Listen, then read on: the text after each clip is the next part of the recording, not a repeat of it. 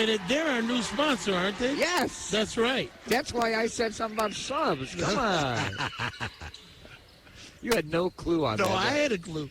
Oh, boy. I just got through eating pizza. I had pizza on the break. Yeah, okay. You're thinking of Carniciones because he ate so much last week. I did. At our postseason football show. We want to thank Alex Kaliak-Manis for hosting that whole event. Gracious host. Oh, man. Very nice. Oh, great. And I mean, well, we had to hand off 2 awards today, too. We did. And one of them is Brandon Nava, who's on the Lakes team. He was really had a big smile on his face. He's like, I won this? What did I do? Yeah. And everyone on the team's like, remember you caught all those passes? Exactly. Well, they got a couple of football players. I think that was against Wakanda, too, by the way. A couple of football players on their team, too. Well, Isaiah Perrin also, he had a couple of sacks in that game. I think he forced a fumble. I think he recovered one in that game, too. Yeah, he did. So, Lakes had a good year. Some people don't realize it. They had a pretty good season for the Eagles, even though they still have to figure out ways to get past Antioch, which they can't do. Well, I think you can focus on something too hard sometimes and make it bigger than what it is. And we saw, what was that, a year ago? Not this year, but a year ago, where they were in a great position to win. So, I mean, that's the only thing you can ask out of your players. Get yourself in position to win, and, so they certainly have the athletes that are capable, and they've proven it. Mm-hmm. That's true. I'm glad you talk about athletes because, a lot of times we don't realize the athletes that we follow. Maybe we, like I write for the paper, Daily Herald, and we announce games done, and you see them go to college, and then we lose track of them. A lot of them tend to slip away from us. Some work their way to the pros, and you follow them easier, like a Jalen Brunson, for example. Right. Or like, should we say a David Sanborn? Yeah. That sound familiar? Yeah. His brother, by the way. Jack Sanborn. I was trying to say Jack Sanborn's at Wisconsin. Yeah. His brother. Is it Ryan? Or David? I'm trying to remember offhand. David Sanborn, I know, plays the saxophone. Yeah. Ryan, his brother, just made a commitment to go to Wisconsin as of last night. Yeah. And we didn't make mention of that this morning. So, but the thing is, what I'm getting at is that sometimes we lose track of some athletes that go off to college, and you never know if they make it further than what they do, or they go someplace, or what they're doing years past. I want to bring up a name to you, and I want to know if you remember this name. The name of Ben Bruss. Does that name ring a bell to you? Of course I remember Ben Bruss. I cover Northern Lake County basketball a lot, and Ben Bruss came up as a sophomore. He transferred, as I recall, from somewhere in the western suburbs. I can't remember. But he came up as a sophomore and started at guard for Mundelein, and obviously Ben Bruss went on to University of Wisconsin and shot the lights out there. Mm. So, we saw a lot of great guards. And the interesting thing was a lot of the guards that came out of the northern suburbs were starting in the Big Ten and leading the Big Ten in scoring, which I found interesting. Well, Ben Bruss had a good career, great career, with Wisconsin. Then he tried to play overseas, and I think he had some injuries come up upon him. He has come back to Wisconsin, and he actually works for ESPN in Wisconsin, believe it or not, has his own show. Last night, they had a Ben Bruss night at Mundelein, which they inducted him to the Mundelein Hall of Fame. And why not, for the type of career that he had for the Mundelein Mustangs. And our buddy here, Carson, who does the show, the Lake County Sports Scoop, was over there last night and caught up and talked with Ben Bruss. So I want to play this for a few minutes while we got a couple minutes before the varsity game gets going here this afternoon. I thought it was pretty interesting because he asked a couple of questions that I would never have thought of even asking. But I thought it was a pretty good interview. So let's hear from Carson talking to Ben Bruss. We got Ben Bruss. Ben, first question I want to ask you is, what's your favorite Mundelein memory that you had during your time at Mundelein? To be honest, this is going to sound weird, but it's when I first joined in the summer of 2008. So Navjot Singh and Andy Rashan were the older guys, and I had the opportunity to get to play with them when I didn't know anybody. I was a freshman becoming a sophomore, moving to a new city, and they really brought me in, and we had an awesome team that year, and it was just fun going around to Indiana team camp and all these different places we played in the summer, and we crushed it. We were beating everyone, crushing everyone. People would laugh at us. Our team didn't look that great. And then in a 20-minute, 2 halves of running clocks, we put up 100 points a couple times. So I had a great time getting to know them. And personally, like, to be able to score 50 points in a couple high school games was pretty cool, but I think we lost both, so I don't know what that says about me.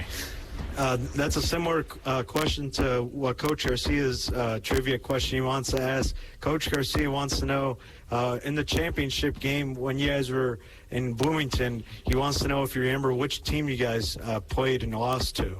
Which team we played and lost to? I feel like I can picture it, but I can't give the answer. I know, so on the main court in Bloomington, I want to say it was like I can't get it. It was New York City, he says. City. Okay. I was gonna say Minnesota, so I was wrong on the state already. Ben, can you describe what Mundline has done for you, and also how Coach Knar and also assistant Coach Knigge has helped shape your basketball career? Yeah, they were awesome in terms of putting me in a place where I could develop as a player, and I wasn't always good at playing at fast tempo until I came here, and they really showed me when you play fast and get in rhythm, you can score at a high clip. So they really developed my game in terms of what I was able to do offensively. So it definitely carried over into the rest of my career, and I'm very happy for that. Ben, going to your college career, obviously you had a fantastic career at Wisconsin with the Final Four run, but describe your favorite personal memory as being a Badger. Definitely when we won against Arizona in the Elite Eight to go to the Final Four. If you lose that game, my career's over, and then you're just another team that went to the Elite Eight. But to go to the Final Four is usually, you kind of made it. People remember it, and people do still to this day. And that team was awesome to be a part of, so I really loved that memory specifically. Can you describe how Coach Bo Ryan has helped shape your career when you were at Wisconsin? Coach was great, and I came in as a player who stunk on defense, and he didn't let me play as a freshman because I did stink on defense. So he ultimately helped me create my better all-around game, and once I was good enough to make it on the floor and earn his trust, the rest was history. Last question. We know that you work for Big Ten Network as well as having your ESPN radio show. Can you talk about the transition from player to journalist and how your journalism career has helped shape you? It's been fun because I didn't really know what I wanted to do after basketball, but I did know that I built a lot of great connections with good people around the Madison area of Wisconsin as well as the Chicagoland area. So I used those relationships to get in some good positions, and now it's fun just traveling around playing basketball or watching basketball and talking on the radio and trying to entertain sports fans. So I love it, and I can't wait to continue and figure out what's next. Thanks, Ben Bruss, for your time, and good luck for the rest of your future. Thanks. All right. I got to say, Carson did a really good job with some of those questions. He did a great job because I remember that team very well because I remember seeing back-to-back games during Thanksgiving, but that team with Ben Bruss and Andy Roshan was the point guard. Ben was the off-guard shooting guard, and Navjot Singh had the craziest game, but it was difficult to defend him because it was a different type of game, and they could move the ball. They could play both styles of basketball, push it up court. They could shoot from the outside.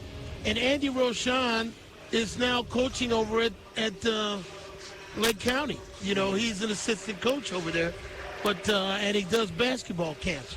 But I know that was a terrific team. I followed them. I remember watching them play Libertyville one evening, and then the next Saturday they played in the Chops Billinger tournament on the north side of Chicago. And they were like two different teams. Against Libertyville, they played the slowdown style.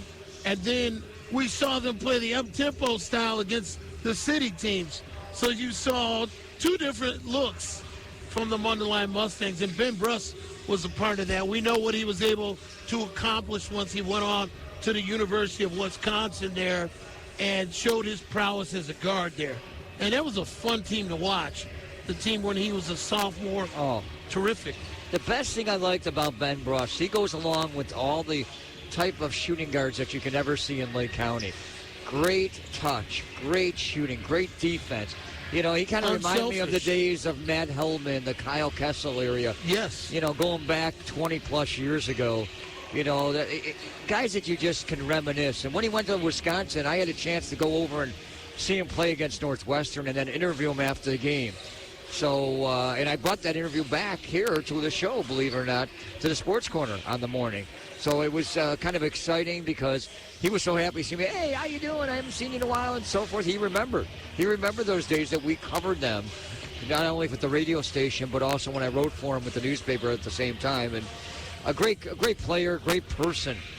Well, that's the cool thing about what we do is we get a chance to see these athletes at the beginning of their career and watch them evolve. And I remember when Bruss came over and transferred to Mundelein. It was a big deal. And he had a shooting touch coming in, just like he said. But he had to develop his game. He worked hard at it. And that was a fun team to watch with Ben Bruss. And as we talked about in that year, we had a couple of guys from the North Suburban leading the Big Ten.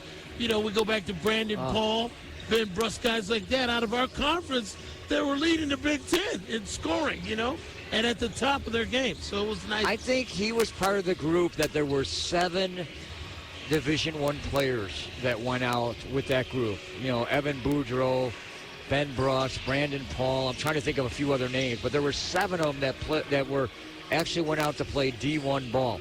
Jalen's one of them, too, I think. And those, I know Ben Bruss was a little before Jalen. Yeah, he's a little bit before their time. But still, we had a great crop of players that went off D1, all from Lake County. It was impressive.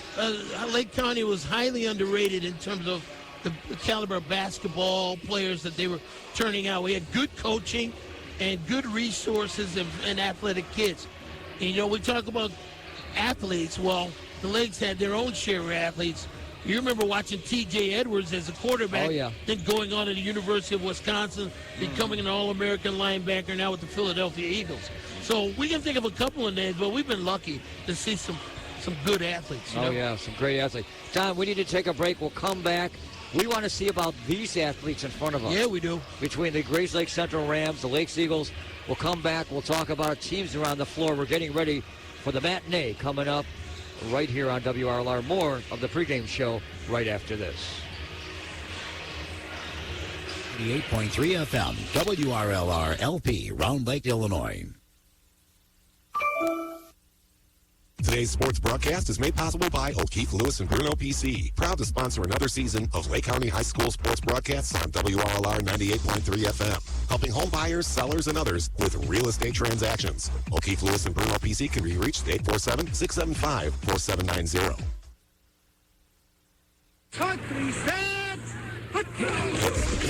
The beauty of high school sports is that it gives us a chance to challenge ourselves. You can be an athlete. You can be a parent. You can even be a fan. You can challenge yourself to do the right thing. And when you do, your entire community benefits. Challenge yourself. This message is brought to you by the Illinois High School Association, inviting you to support the athletic and activity events at your local high school. You'll like what you see. Having trouble moving the ball to finish your divorce or paternity matter? Child support or maintenance payments causing trouble with your salary cap? Sue Kamen is an experienced family law attorney who can coach you through mediation or fire a pass into the end zone at trial. To make an appointment in Antioch, Huntley, or Lake Zurich with Susan E. Kamen and Associates, her number is 847-847-7354. WRLR 98.3 FM.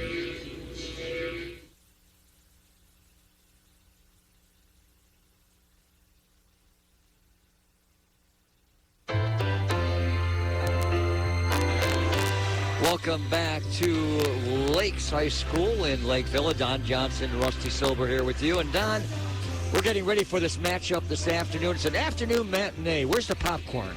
I'm looking for popcorn out here. I think we need that for a day like today for an afternoon matinee. Didn't have the popcorn, but I had the pizza. Like, isn't it like going to the theater or something? You think of that, a Saturday afternoon movie?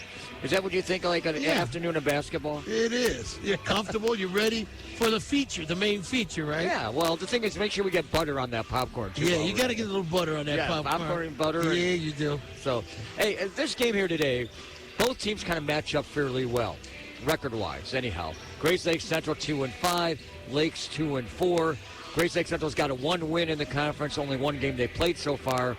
Lakes took a loss last week in overtime to North Chicago on the road. Tough loss for Eagles. But both of these teams come in here playing competition, playing their best of their ability, but they both believe at this point, instead of being 2-5 and 2-4, they think they should be the other way around. And I think there's a lot of teams in Lake County that feel the same way. Yeah, well, early on at this point in the season, you're trying to find your identity. And we were talking to Brian Centella, first-year coach, and he spent 5 years as an assistant under Costa Kujis, who just stepped out. And now that Brian's going to get a chance to do things his way as the head coach. So the different responsibilities that come along with that. And, of course, you're trying to build a culture. We heard those guys talking about culture before this, and coaches having to build a culture. Well, the pressures of organization of the practices, and then trying to filter that through to it with a new coach and essentially a new team. That's not easy. All right, let's hear from Brian Centella. By the way, he is a graduate from the school, but I had to talk with him about this.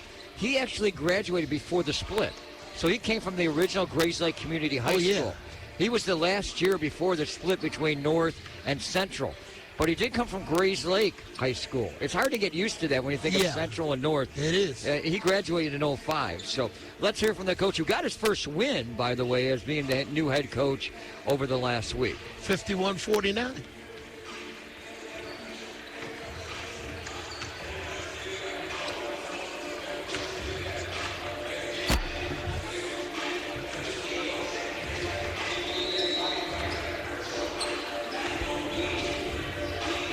How you doing, Brian? And welcome to a matinee.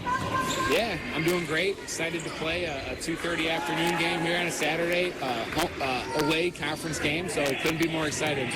First off, I got to congratulate you because you found a way to get your first win. It seems like it took a while for you to do it, though. It did. We played in a really competitive Thanksgiving tournament. Played in close games versus Buffalo Grove, Zion Benton. Played Lembrook South, really tough for a half. So to get our first win versus a conference opponent at home versus our rival, Grayslake North, certainly felt great, especially for the guys. I know it's kind of more exciting because, wait a minute, you graduated from Grayslake Central going back to, 2005. So did it seem like it was dramatic or exciting because it took a while? It was exciting. You know, I was fortunate to have some former teammates and friends and fellow alum there at the game, and obviously family as well. So that made it a little bit more exciting, but most of all, I was just excited for our guys who had been consistently working their butts off every day in practice. So to be able to get the reward of a tangible victory is great. You know, when we talk about your guys, what have you liked about this group? I mean, you've played over a handful of games now. What kind of stands out? I think we've been really committed to the defensive end of the floor. That's kept us in games versus the Buffalo Groves, the Zion Bentons, the Lake Forests. You know, we've been able to compete defensively. We haven't shot it the best yet. We have at times. So offensively, I like our balance. I think we have multiple guys that can dribble, pass, and shoot and are skilled. So that makes it tough to guard. Now you're going to take on Lakes, and of course, this is their gym. Always a fun place to play. What's your thoughts about taking on the team? Well, it's never easy to get a conference win on the road. So you just got to make sure that you come out ready to play. Lakes always plays well at home, and they always have a good student section. They're a really well-coached team, so we really have to make sure that our execution matches our energy from start to finish to be able to get a win. A few keys to get past them? I think we got to be really locked in defensively on some of their ball screen stuff and on their dribble penetration stuff. We got to close out with high hands because they have a bunch of different guys that'll let it fly from three. And then offensively, we just got to be confident and be patient and run our stuff. Who's going to start for you? It'll be DeLon Dumoulin at the 1, Mari Coleman at the 2, Ethan Bolins at the 3, Daniel Rogers at the 4, Grant Hardy at the 5. All right, good luck, Coach. Thank you. Well, there's Coach Centella. I mean, that tells you exactly what he's looking at. I like the comment about what he said. It's like, hey, I went to school there, and all the excitement, he had all his friends and family there. Yeah, well, it's nice. It's nice to feel like you're at home and to get that support, you know. So I'm sure this is going to be enthusiasm for him coming here and lining up tonight against the Lakes. That'll be great, you know. He got his first win. So getting the first one is always the toughest one, you know. Get your first win, and then you can exhale and actually do some coaching now, you know. Well, the thing is, when we talk, let's switch over to Lakes now. I mean, here's a team, Chris Snyder, you know, they may not have the talented stars, you know, exactly. You've got guys that have graduated. And I'm going to play this first off, and then we can talk about it a little further. But let's hear from Coach Chris Snyder, what he thinks about his team and his opponent here this afternoon. All right. Now the head coach from Lakes, and that's Chris Snyder. How you doing, Chris? And welcome to afternoon matinee basketball. Yes, yeah, thanks. Yeah, we're looking forward to it. This is one of them. I think there only maybe one or two that we've got, you know, like this. Where last year we had a bunch. So, but yeah, we're looking forward to getting out another conference game. You know, another second game of the week. We're ready to play. How do you get your boys ready for a matinee? How does that work out? It's got to be the same approach, you know, in regards to what time it is, you know, because we'll play our tournament game. We got games at 10:30 in the morning, you know, so you just have to have the same mindset, follow the same procedure, you know, the same, you know, agenda, and so that way it's not different in that regard. Tell us a bit about your team, because you got a nice win during the middle of the week. Yep. Been struggling before that, though. You know, struggling, but, you know, we've been in the games. You know, we've lost 2 games by 3 points. You know, lost Lake Zurich by 5, so we're right there. You know, so just keep telling our guys, just keep sticking with it. You know, just kind of each day work, and then, you know, it's going to break. We had a nice one Tuesday night where kind of a similar game on Saturday where it was close down the stretch. This time we actually did what we needed to hold on and get a win. You know, where Saturday we kind of came up a little short just to do some mistakes on our end. So it's good to see us grow from one game to the next.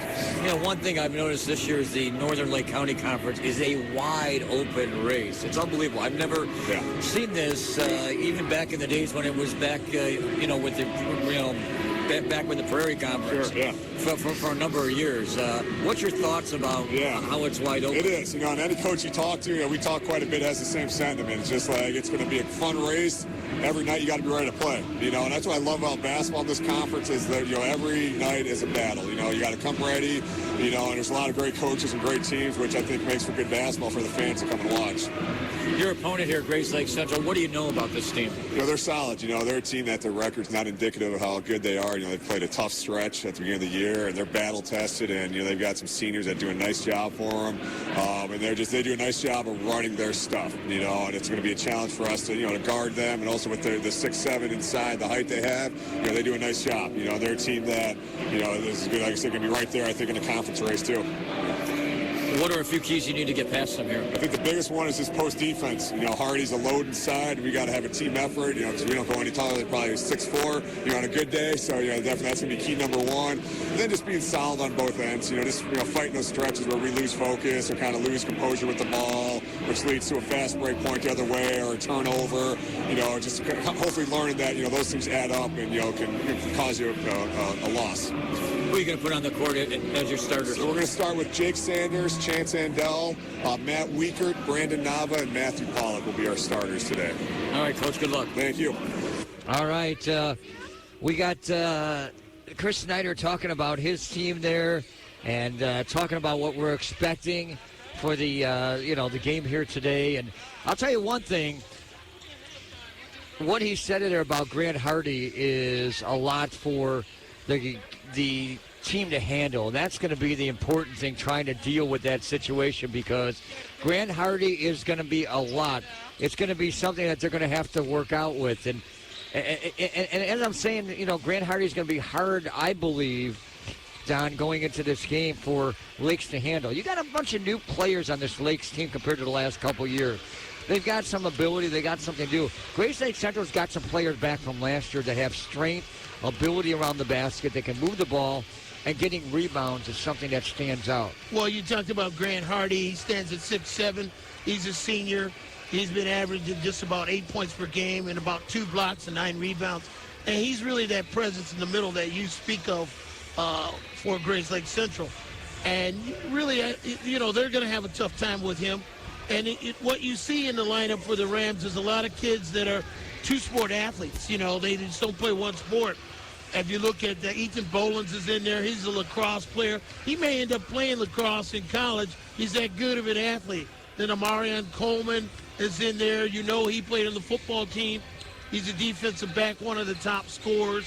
One of his last outings, he scored 15 points, 10 rebounds, 3 blocks. So he's an all-around athlete. And then Daniel Rogers, who's also played, he's a baseball player. So you got kids in this lineup that are all-around athletes.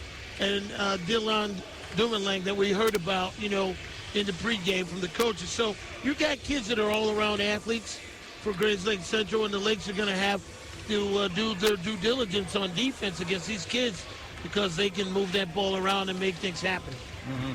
That's one thing I see here. I get this feeling, if you look at the schedules on both sides, Grayslake Central's played some tough teams. I did get a chance to see Grayslake Central play Zion Benton. And they shot lights out in that game. Their first 6 shots in that game were beyond the arc. They made every single shot. I think they missed one. They were 6 of their first 7.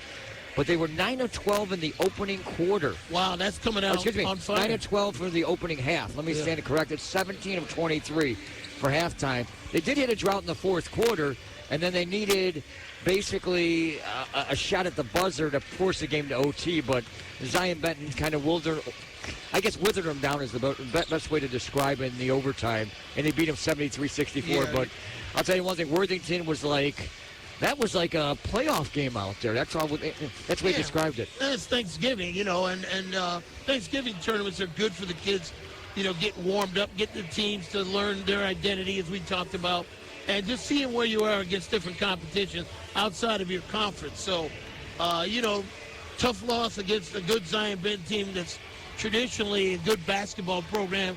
Bobby Worthington over the years has done a pretty good job. So, we expect that. But, you have to go through certain growing pains, Rusty. We know that, to sometimes figure out who you are. Brian Santella certainly working on that, first-year coach with his Rams this season. You look at these two teams. We mentioned about Grayslake, maybe a little more battle-tested. But for Lakes themselves, Don, what do they kind of need to basically do to have things go their way out here? I mean, shooting's one. Well, I think they got to keep within themselves. When I talked to Chris Snyder earlier, and he's in his 10th year of coaching there, he knows that, he's got good kids that apply themselves, and they're just going to work hard and play good basketball. But they've got to come out and pressure Grayslake, take them out of their comfort zone, not let them walk the ball up court, and they got to do some things defensively to upset their chemistry so they can't run their plays and just be comfortable doing it. So that means, you're going to have to take some chances. You're going to have to run some full-court pressure, some half-court pressure, run some traps, get them out of their rhythm. Mm-hmm. Want to mention a few other games today outside of ours that's going on early in this matinee-type scenario. Usually we're used to the 4:30 or 5:30s on a Saturday afternoon, not 2:30, but kind of different. Usually we can go home and take a nap and get ready for a game in the late afternoon hours. Today, no, we can't do that. But other games on the list: Wakanda's at Grayslake North. That's a 4:30 start. Richmond Burton's over at Grant. That'll start at 3:30. Boy, just think you can hop along the county here for all these games: 2:30, 3:30, 4:30 for the conference today. Antioch will play at North Chicago, a 7 o'clock start tonight. That should be a good one. And one other game to talk about is Stevenson taking on Oak Park, and that's at Mount Carmel. That's part of what, the Derrick Rose shootout that they have put together? Derrick Rose shootout, yep. So Stevenson will be tested at Oak Park. I'm getting handed a basketball here. Here you go. The question is, what are you going to do with it? Well, I just handed it off. It just kind of rolled up to me here, Don't hand it off. Take it to the hole, Rusty.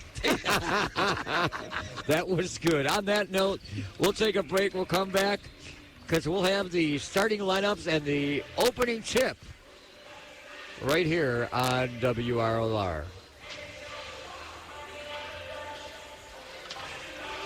8.3 FM, WRLR LP, Round Lake, Illinois. Cornicchione's New York-style pizzeria in Antioch at blocks 83 and 173 is another proud sponsor of WRLR Sports. Cornicchione's pizza dough is made from scratch using a family recipe that originated in Brooklyn, New York. The dough is proofed at least 24 hours. Cornicchione's menu includes pizzas, calzones, pasta, and much more. They have dine-in, carry-out, and delivery. Their number is 224-308-1499.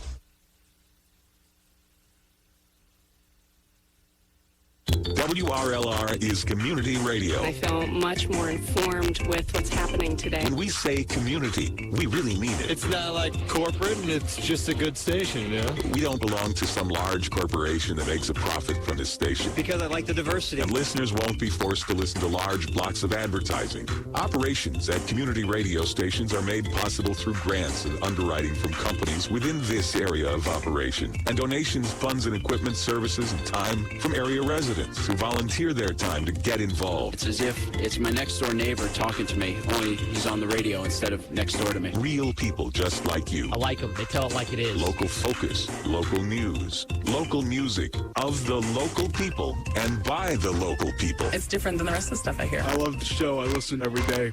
WRLR. Today's sports broadcast is made possible by O'Keefe, Lewis, and Bruno PC. Proud to sponsor another season of Lake County High School sports broadcasts on WRLR 98.3 FM. Helping home buyers, sellers, and others with real estate transactions. O'Keefe, Lewis, and Bruno PC can be reached at 847-675-4790. It doesn't matter if you dominate the lane or how far your curveball drops off the table. It doesn't matter if you're All-State or All-American. It doesn't matter as long as you play the game with integrity by respecting your opponents and officials, following the rules, and practicing sportsmanship. It isn't always easy, but it's the only way to play.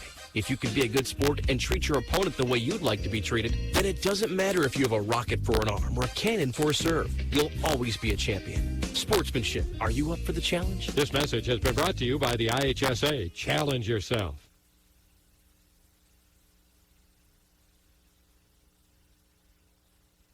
You're listening to 98.3 FM, WRLR LP, Round Lake, Illinois.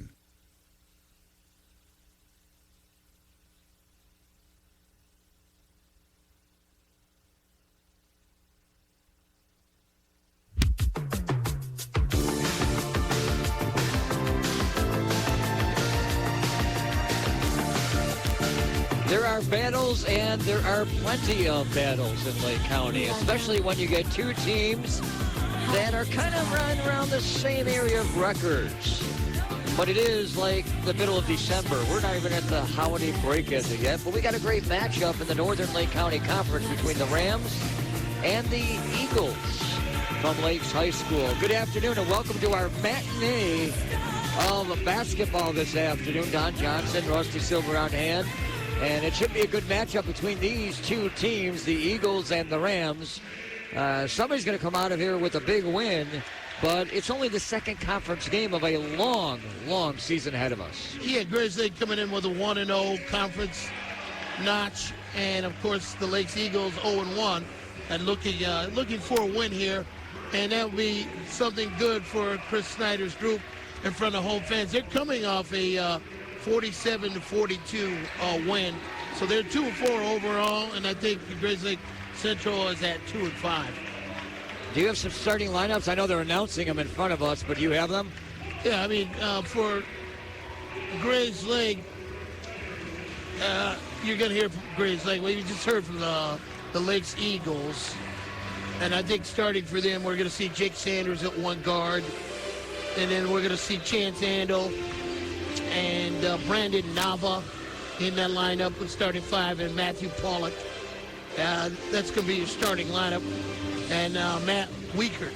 It's going to be your starters for the Lakes Eagles.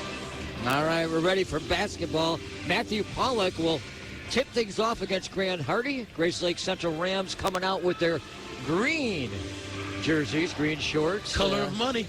Well, that's the Graham Tough green.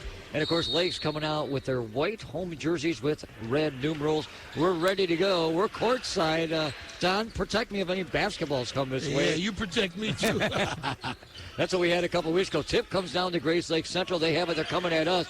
Grant Hardy double team tied up. Gets the ball back outside. Long three opportunity. That one off the rim. Not going to go. Missed off target there by Bowens. And the Lakes Eagles will get it on the rebound. So a good defensive board for the Lakes Eagles and a good double team in the low block. Weikert, they send it off to the right side to Sanders. Sanders working down low. Try to get it inside, now back outside. A drive, double team, not going to find anybody. Tied up, comes back outside. Long three by Sanders, goes in and out. And the tip comes down, and it's going to come down to Coleman and the Rams. I like how the whole bench got up to our right. Yeah, a little energy down here for the Pass Lakes. down low, Hardy. Hardy double teams. Got to get out of the double team. Sent it back up on top. Bolins now off to the right side. They work it up to Dumoulin. Now up to Rogers. They work it back outside Coleman. Coleman looking back to Rogers. Dumoulin up top on the outside of the arc. Takes a dribble. Now he sends it back up on top. To Rogers. Rogers to the right. Working on the Coleman open. Gets a short jumper. Might have been fouled, but nothing was called. It's Dumoulin cutting to the basket. A nice give and go. They're able to take advantage of him cutting into the lane. He gets it easy, too. I get mixed up between Dumoulin and Coleman once in a while. I don't know why. But it's 2-0 for the Rams with the early lead. About 6:30 left in the opening quarter. The Eagles with the basketball in the corner. They work it back up on top. Sanders. Sanders outside the arc here. Drop pass over to Nava. Brandon Nava, remember him from football. Now off to the left here on the dribble. Weikert. Weikert drops down to the wing.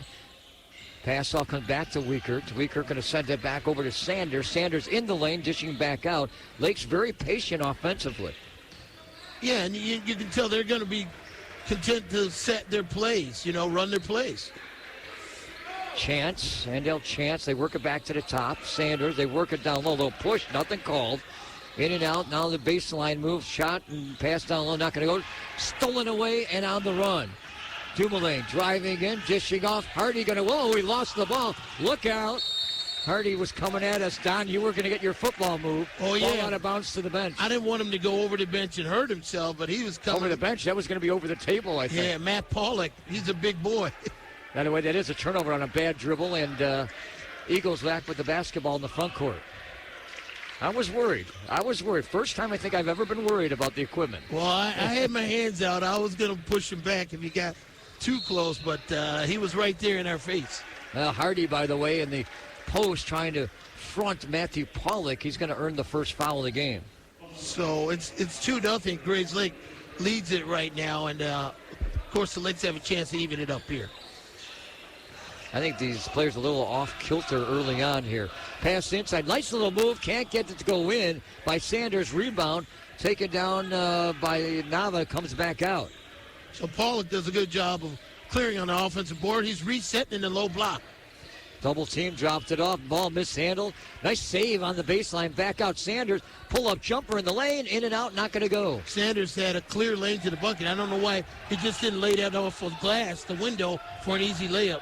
2-0, about 3 minutes plus in the opening quarter. And the Rams with it. Coleman, cross-court pass, wide open, long three, off the rim, nope. That one missed by Bolins. Rebound taken down by Weikert. Yeah, Weikert really got up there to clear the boards. Weikert going to take it in. Can't get a shot off. Back out Pollock. Back to Weikert.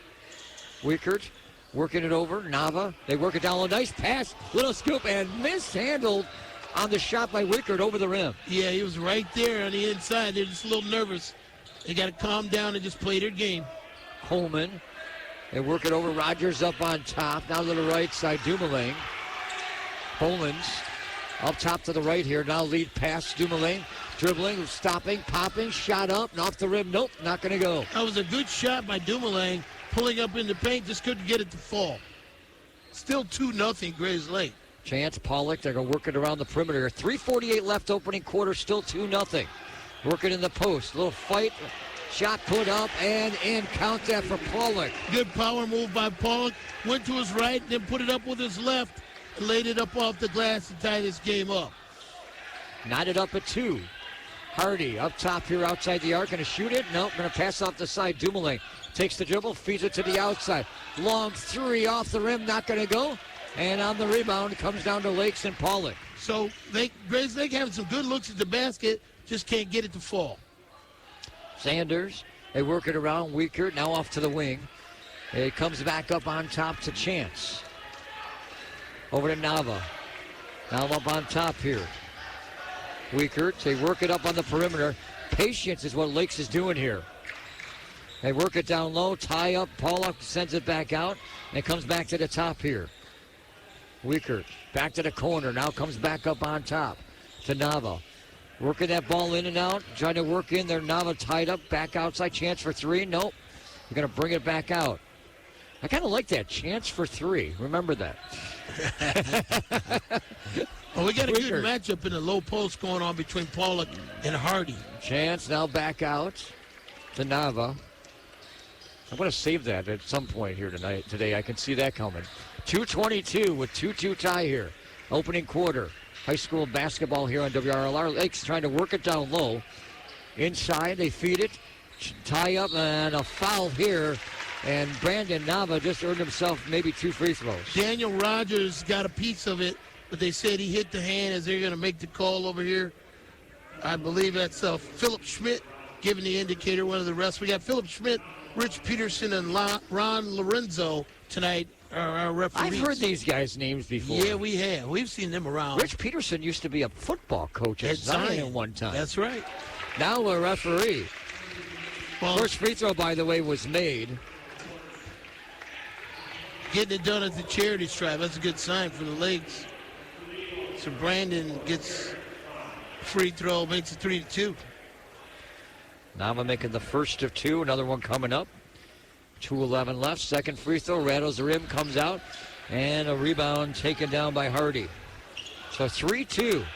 Pitcher's duel. Best way to describe it. We did get a sub in on the last change. Ben Miller's in the game. Nice. Free pass down low.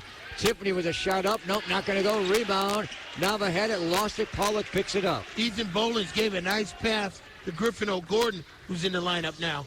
Drive in, and this one blocked, but a foul called. Weaker tried to take it all the way to the hoop and got hit on the arm. So good transition basketball, but just couldn't get the offense to fall. So 3-2 still our score, and the Lakes have taken the lead. First of 2 free throws. This one goes in. Nothing but the bottom of the net for Weikert. His first points of the afternoon. 1:45 remaining in this opening quarter. Second free throw is up, and that's good. Makes them both. So 5 straight points here for Lakes. 140 and counting. Miller. They work it up on top here. Tiffany now in the game. Now working to the right side. Working it around. O'Gordon into the corner. O'Gordon wants to shoot it. No, that one short. Tipped. Loose. Rebound taken down by Lakes. Nava on the board. Oh, Griffin usually comes off the bench. He gives them a little instant offense at the guard position. Lakes again being patient here. I get this feeling, though, Don, that Grayslake Central wants to move the ball and run with it, and Lakes doesn't. Yeah, and I think you're right on that, and we'll see who prevails with their style. Their shot opportunity for Weikert. Now sent it to the top. Shot put up by Klein, and that one goes off the mark. Daniel Gordon comes down with, Daniel Rogers came down with a rebound. Now rebound by the senior. O'Gordon, they work it around. O'Gordon gets it back up on top. Stops. They want to work at the outside. I know Rams like to shoot the 3 if they get the chance for it. Well, they've had some good looks. They just haven't been able to put it down in the early going. Working in the corner. Work down low. Klein. This one turned back out. O'Gordon. Now they work it back down to the post. Miller. Clock winding down to 20 now. Maybe they go for one here. O'Gordon's working underneath. Can't get a shot off. Works it to the corner here. Now it comes back to the top. Clock at 11. They got to put it up. And now it's down to 8-7. And a long shot goes up. Nope, not going to go. Tipped in the air. Still tipped around and will go out of bounds. I was getting worried again. He was going to make it bounce to us. Out of bounds will stay with the Rams with 1.3 seconds left on the clock. Low scoring first quarter. 5-2. Lakes Eagles lead it. Martinez in the game for the Rams. Both teams using some players that we're not used to seeing here. Well, yeah, they bring Martinez is one of the kids that comes off the bench along with Miller. Down in front of the bench. O'Brien's got to get a shot off. Turnaround jumper off the front of the rim, and it goes out. So Gordon's shot falls a little bit short, and that's where we are. All right, 5-2. That's it. A field goal lead. High school basketball, Saturday matinee right here on WRLR. WRLR. 98.3 FM. Cornicioni's New York-style pizzeria in Antioch at Routes 83 and 173 is another proud sponsor of WRLR Sports. Cornicioni's pizza dough is made from scratch using a family recipe that originated in Brooklyn, New York. Their dough is proofed at least 24 hours. Cornicioni's menu includes pizzas, calzones, pasta, and much more. They have dine-in, carry-out, and delivery. Their number is 224-308-1499.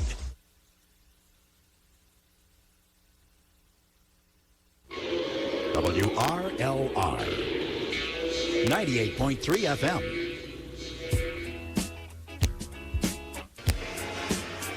Welcome back to Lakes High School in Lake Villa. Don Johnson, Rusty Silber. And opening quarter, 5-2 is where we stand. Grayslake Central first bucket. Eagles got the next 5. Yeah, Matt Weaker with 2 and Matthew Pollock with 2 and Nava with 1 at the free throw stripe.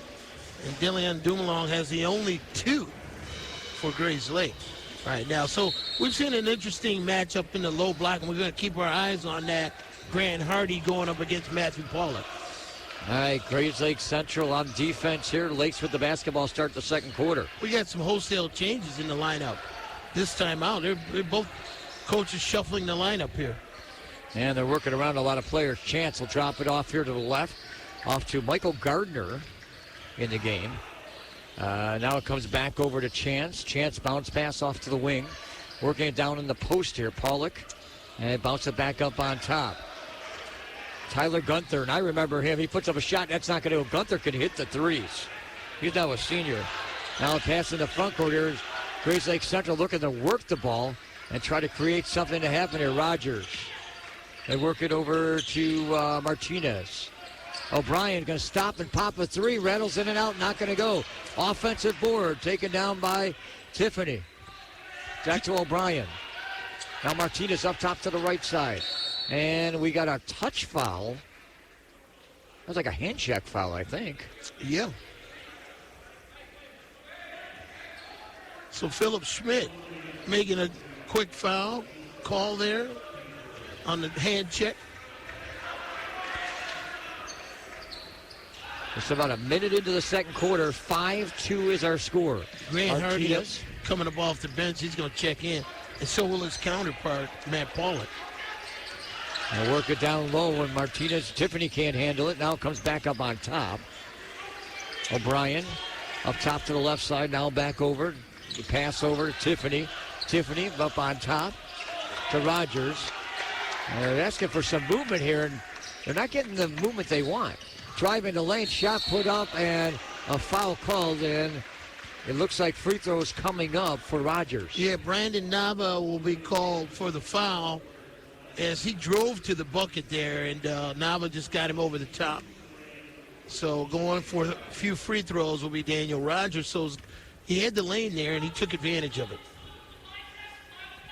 Free throw up off the back of the rim. I will say this. I took a couple of shots out here while you were roaming around talking to the coaches. And I took 3 shots from about 15 feet. All 3 shots went in the basket and out of the basket on the same basket that Grayslake Central shooting at. Beginner's luck. No, I'm just kidding. Second one made by Rogers. No, what I'm getting at is that these rims are tougher than they look. I don't know if it's just a cold rim or what. You've heard the lids on the rims, right? Yeah. 1 of 2 made, by the way, for Rogers. So it's 5-3, 6:20 left in this second quarter. You don't believe on lids on baskets, do you? No. Long 3 put up, good. Count that for Brandon Nava. So Nava finding the range with the 3-pointer.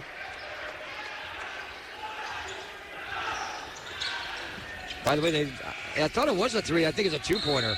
Well, it's a 2-pointer. And now a basket on a layup, counted, and a foul is called by Martinez. So Grayslake coming back on a transition very quickly and evening it up. Martinez going to the line. Zoe Martinez, the 6'2" senior. It's one of those guys that comes off the bench. Tiffany, Martinez, and Miller, and O'Gordon. They get good bench minutes from these kids, and they're in the rotation here tonight. I think they called a foul on Gardner, which is his second already, coming off the bench.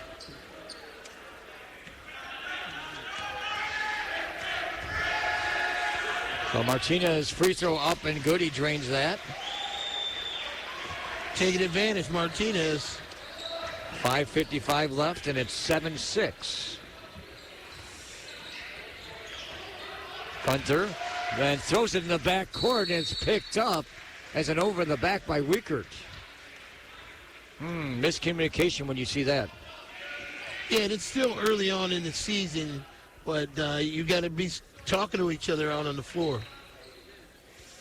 Grayslake Central with the basketball in front of the Lakes bench. Ball inbound to the backcourt. Dumoulin will bring it up. Looks like a matchup zone here. Dumoulin looking underneath. No pass to the left. O'Brien wanted to shoot. Not going to do it. Back out to Dumoulin.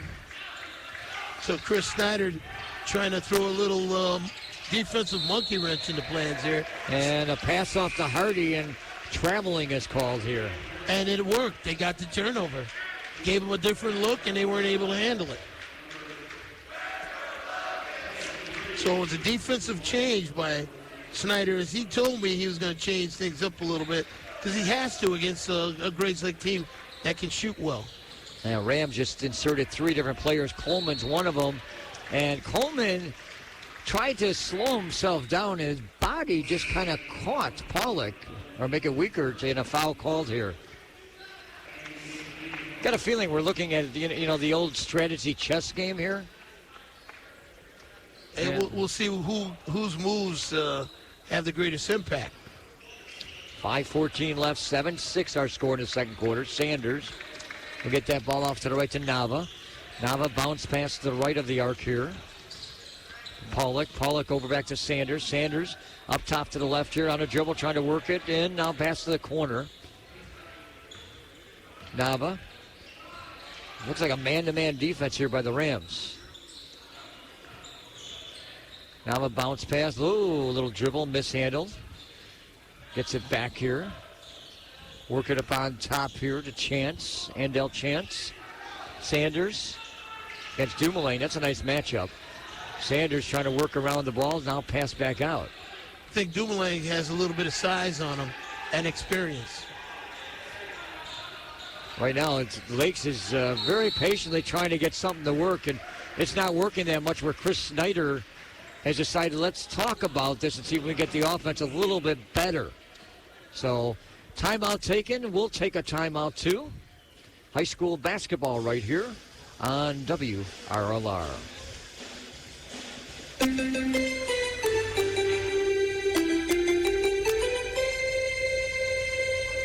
You're listening to 98.3 FM, WRLR LP, Round Lake, Illinois. Today's sports broadcast is made possible by O'Keefe, Lewis, and Bruno PC. Proud to sponsor another season of Lake County High School sports broadcasts on WRLR 98.3 FM. Helping home buyers, sellers, and others with real estate transactions. O'Keefe, Lewis, and Bruno PC can be reached at 847-675-4790.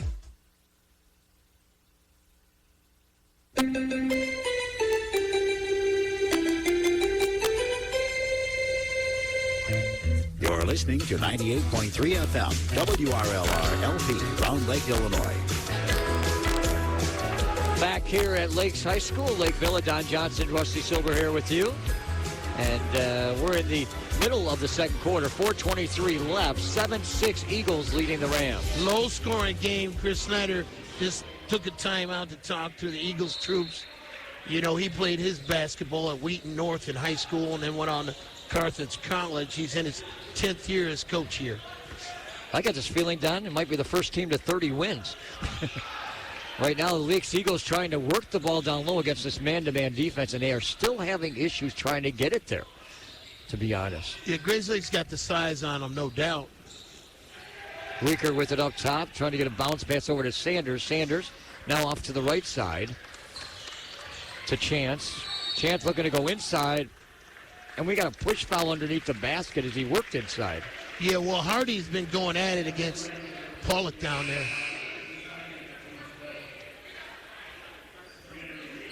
Rogers is going to sit down, and there's a sub coming in for him. I think that's Griffin O'Gordon. That's 5 team fouls on the Rams, only 3 so far on the Eagles. Eagles back with the basketball. Pollock Send it over to Nava into the corner. Sanders, they work it down low. Nice feed underneath. Able to get it into the hoop. Was the chance of a lifetime.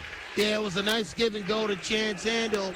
He's been averaging about 7.5 points per game, and that was a nicely run play for him. Inside, Hardy shot up. That one off the mark, but he gets hit. I'll tell you one thing. I remember him last year. Every time we would have a game with him, he just put so much on the court, Don. I mean, he just plays hard out there. Hardy's going to go to the free throw stripe, and they posted up, and they delivered the ball. Hits his first free throw. You know, one thing I really enjoy sometimes when you get student sections, but they started singing happy birthday to Grant Hardy. I'm not sure if it is his birthday today. He made the free throw. The distractor. Just a little bit. So you made them both. No distraction needed there, right? Well, it didn't bother him. 2 points on the night for him. 9-8 to score. Of course, if it was his birthday, he'd nod at him, wouldn't he? A nice little reverse move. That one goes in. Count that bucket. Pollock. Yeah, Pollock answers with his own little baby hook, if you want to call it, inside. So good matchup between Hardy and Pollock. Baby hook, reverse layup, pretty close on either one. No, he threw that up with his left. Dumoulin pull-up jumper and going to bounce around the rim. Nope, not going to go. Rebound taken down by Lakes. Count that for Pollock. On the run here. Up top, Wickert. He passed it to the corner. Sanders. Dribble move, bounces into lane. Revert. This one dropped up and in. That didn't even hit anything but the bottom of the net. Jake Sanders doing a little up and under, showing some body control. Flipped that shot up. Really pretty shot. Right out of the book of Isaiah Thomas. And we got a kick here. I'm not sure what kind of chance Andel was taking, but a pretty good kick. I'm not sure if he's a soccer player or not, but can't do that on the court. Rams back with the ball, under 2:30 left. 5-point lead for the Eagles. Pass up on top. They work it to Dumoulin. Now comes on top. O'Brien spots, pops the three. Not going to go. Tipped up in the air. And coming over to us, and it's not going to go. I appreciate the save as Nava went after the ball, but it's going to be a turnover. So Phil Schmidt will hand the ball to the Lakes. They'll go the other way. They lead it 13-8. You know, somebody told me this was a safe spot. I'm not sure I'm buying it. Well, as long as we don't get hit. We had three attempts here. We haven't had one yet, but I mean, there's ways of meeting players out here, but that's not the way we want, right? So right now with Lakes Eagles, this ball tipped out of bounds, and it'll be a turnover. That was off the hands of, I believe it was Weaker. Well, it was just good defense by number 23, Ethan Bolins, who really kept him from coming up court, gave the token pressure. Dumoulin driving in, dishing the ball off, long three. No, it's going to be short. Saved nicely by one of the Rams. Now feed the other way. Sanders had the ball taken away from pickpocket from behind. Ball loose on the floor, and we got a jump ball. 1, 2, 3 people going after it. A lot of hustle by Tyler Tiffany to try to keep that ball in play, but it's coming this way. Grayslake's going to come this way with it. Yeah, the Rams will get the ball. Grayslake Central has the possession arrow. Yeah, minute 30 to go. Before half. You know, you mentioned me before the start of the game. You like being up higher than being courtside, huh? Well, you can hear things and see things courtside, but like you said, we're like 0 for 3 right now, but it's not because we haven't had the attempts. O'Brien tied up at center court, and a timeout has to be taken by Brian Santella. We're going to keep it right here. Coming up at halftime, we'll talk about the game here and a few other games that are at hand. We've had a lot to talk about with high school basketball, but I want to mention this. During the week, we've got a lot of new sports shows that are on WRLR. You can catch Carson and Fidel Garcia Mondays 4 to 5. They'll give you the recap from the weekend of all the high school basketball, boys and even some girls games. And then during the week, there's a guy by the name of Patrick Voice and Norm Marion. They'll give you the golden voice of radio. And then John and Joe show on Thursday, 1 to 2 o'clock, rebroadcast Friday night, 6 to 7. And then Saturday, we have our guys with the Sports Talk, which we just celebrated our 12th anniversary today. Turning into a sports talk radio. Don't say that. I don't think that's what it is at all. We just have a lot of good variety in sports on the station. That's what makes it work. There's other shows on the station, too, trust me. Musical shows, yeah. Yeah, just music, talk, you name it, we've got it. So, right now the Rams are hoping to get something here. Driving in and on a move to the basket. Looks like a foul on the floor. Tyler Tiffany. They're going to give it, there's going to be on the side. That'll be the fourth team foul. Grayslake's going to inbounds it here, so they'll keep it on this side. Ethan Bolins. Yeah, Brandon Nava picked up that ball. Tap. Pass. It's tipped away. Pollock going up with a shot. Are they going to count it or it's on the floor? Nope, I think it's on the floor. Now, that was Weaker. Matt Weaker. Weaker made the run, okay. He stepped into the lane, tipped it, and went coast to coast. And we'll see if they're going to count it. I don't think so. No, he didn't count it. They said it was on the floor. Okay. So which means it'll be taken on the side because that's a 6-team foul. There's our guy, Rich Peterson, giving a call, talking to Coach Snyder. And Rich Peterson, a veteran referee, as we mentioned, used to be a coach himself. I think he coached football at Zion. Now, I'll tell you one thing. He didn't have a voice then. He doesn't have one now. I'll tell you that. He wore his voice out over the years. Sanders driving in, trying to dish the ball off, take it away, and stolen away. 3-on-2, drive. Dumoulin up. Not going to get it. Oh, he did get it. It hit the front of the rim and went in. I don't know. I think that ball was tapped by Grant Hardy. I think. So they could call basket in. He tapped that ball before it came out of the cylinder. But they're going to credit Dumoulin, but I think Grant Hardy tapped that ball. If we had a replay, you'd see that. He was up near the basket, but I don't think he touched it. I was watching him.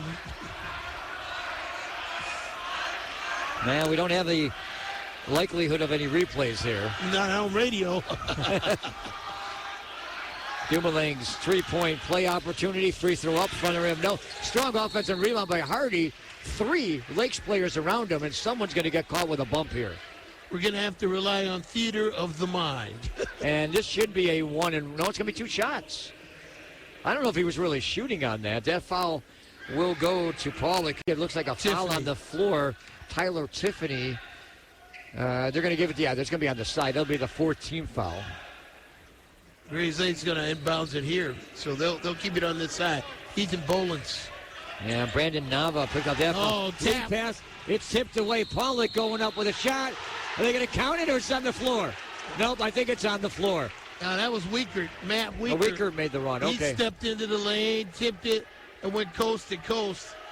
And we'll see if they're going to count it. I don't think so. No, he didn't count it. They said it was on the floor. Okay. So which means it'll be taken on the side because that's a 6-team foul. There's our guy, Rich Peterson, giving a call, talking to Coach Snyder. And Rich Peterson, a veteran referee, as we mentioned, used to be a coach himself. I think he coached football at Zion. Now, I'll tell you one thing. He didn't have a voice then. He doesn't have one now. I'll tell you that. He wore his voice out over the years. Sanders driving in, trying to dish the ball off, take it away, and stolen away. 3-on-2, drive. Dumoulin up. Not going to get it. Oh, he did get it. It hit the front of the rim and went in. I don't know. I think that ball was tapped by Grant Hardy. I think. So they could call basket in. He tapped that ball before it came out of the cylinder. But they're going to credit Dumoulin, but I think Grant Hardy tapped that ball. If we had a replay, you'd see that. He was up near the basket, but I don't think he touched it. I was watching him. Man, we don't have the likelihood of any replays here. Not on radio. Dumoulin's three-point play opportunity, free throw up, front of the rim. No, strong offensive rebound by Hardy. 3 Lakes players around him, and someone's going to get caught with a bump here. We're going to have to rely on theater of the mind. And this should be a one, and no, it's going to be 2 shots. I don't know if he was really shooting on that. That foul will go to Pollock, his 2nd. Grant Hardy's been averaging about 8 points per game. He misses his 1st. He's only got 2 tonight, or this afternoon. I'm still caught at night here. It's all right. It's matinee time. 13-10 our score. 46 seconds left. Free throw up. He makes the 2nd of 2, so he's got 3 on the afternoon. Also makes the score 13-11. And we're at 40 seconds and counting in this 2nd quarter. Lakes with the lead. Work it back to the outside. And up on top, Sanders drops it off to the right. Work it up on top. Wiekert back to Sanders. Sanders outside the arc to the left, trying to make a move. Up on top, trying to work it inside. They're going to go for one here. Wiekert bounce pass. Over to Chance. Chance driving in, and looks like we got some contact. And Hardy's going to pick up his second. Yeah, Marion Coleman was defending on the play for Grayslake. And it was just a nice move by Chance. Andell, who had the basketball, he's going to go to the line for two. So Marion Coleman was defending. Andell is going to go to the line for his free throws. 13-11 her score. Free throw goes up and in.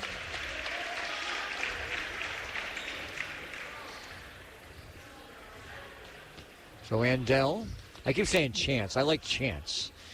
Andell will go up for the second free throw. Not going to go. It's tipped. Goes over the backboard.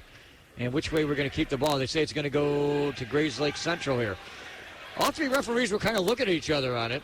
Well, I just want to make sure nothing else happened out of the ordinary. The shot went off the back of the rim, which is typical, and bounced over the square. Final 10 seconds here. Dumoulin driving in, putting up a shot. Scoop. No foul.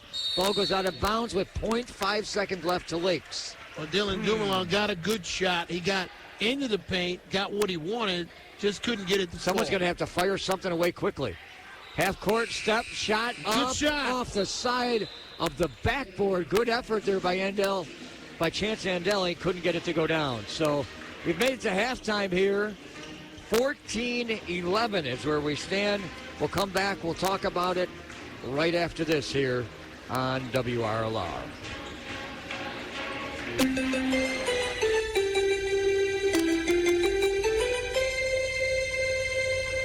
You're listening to 98.3 FM, WRLR LP, Round Lake, Illinois.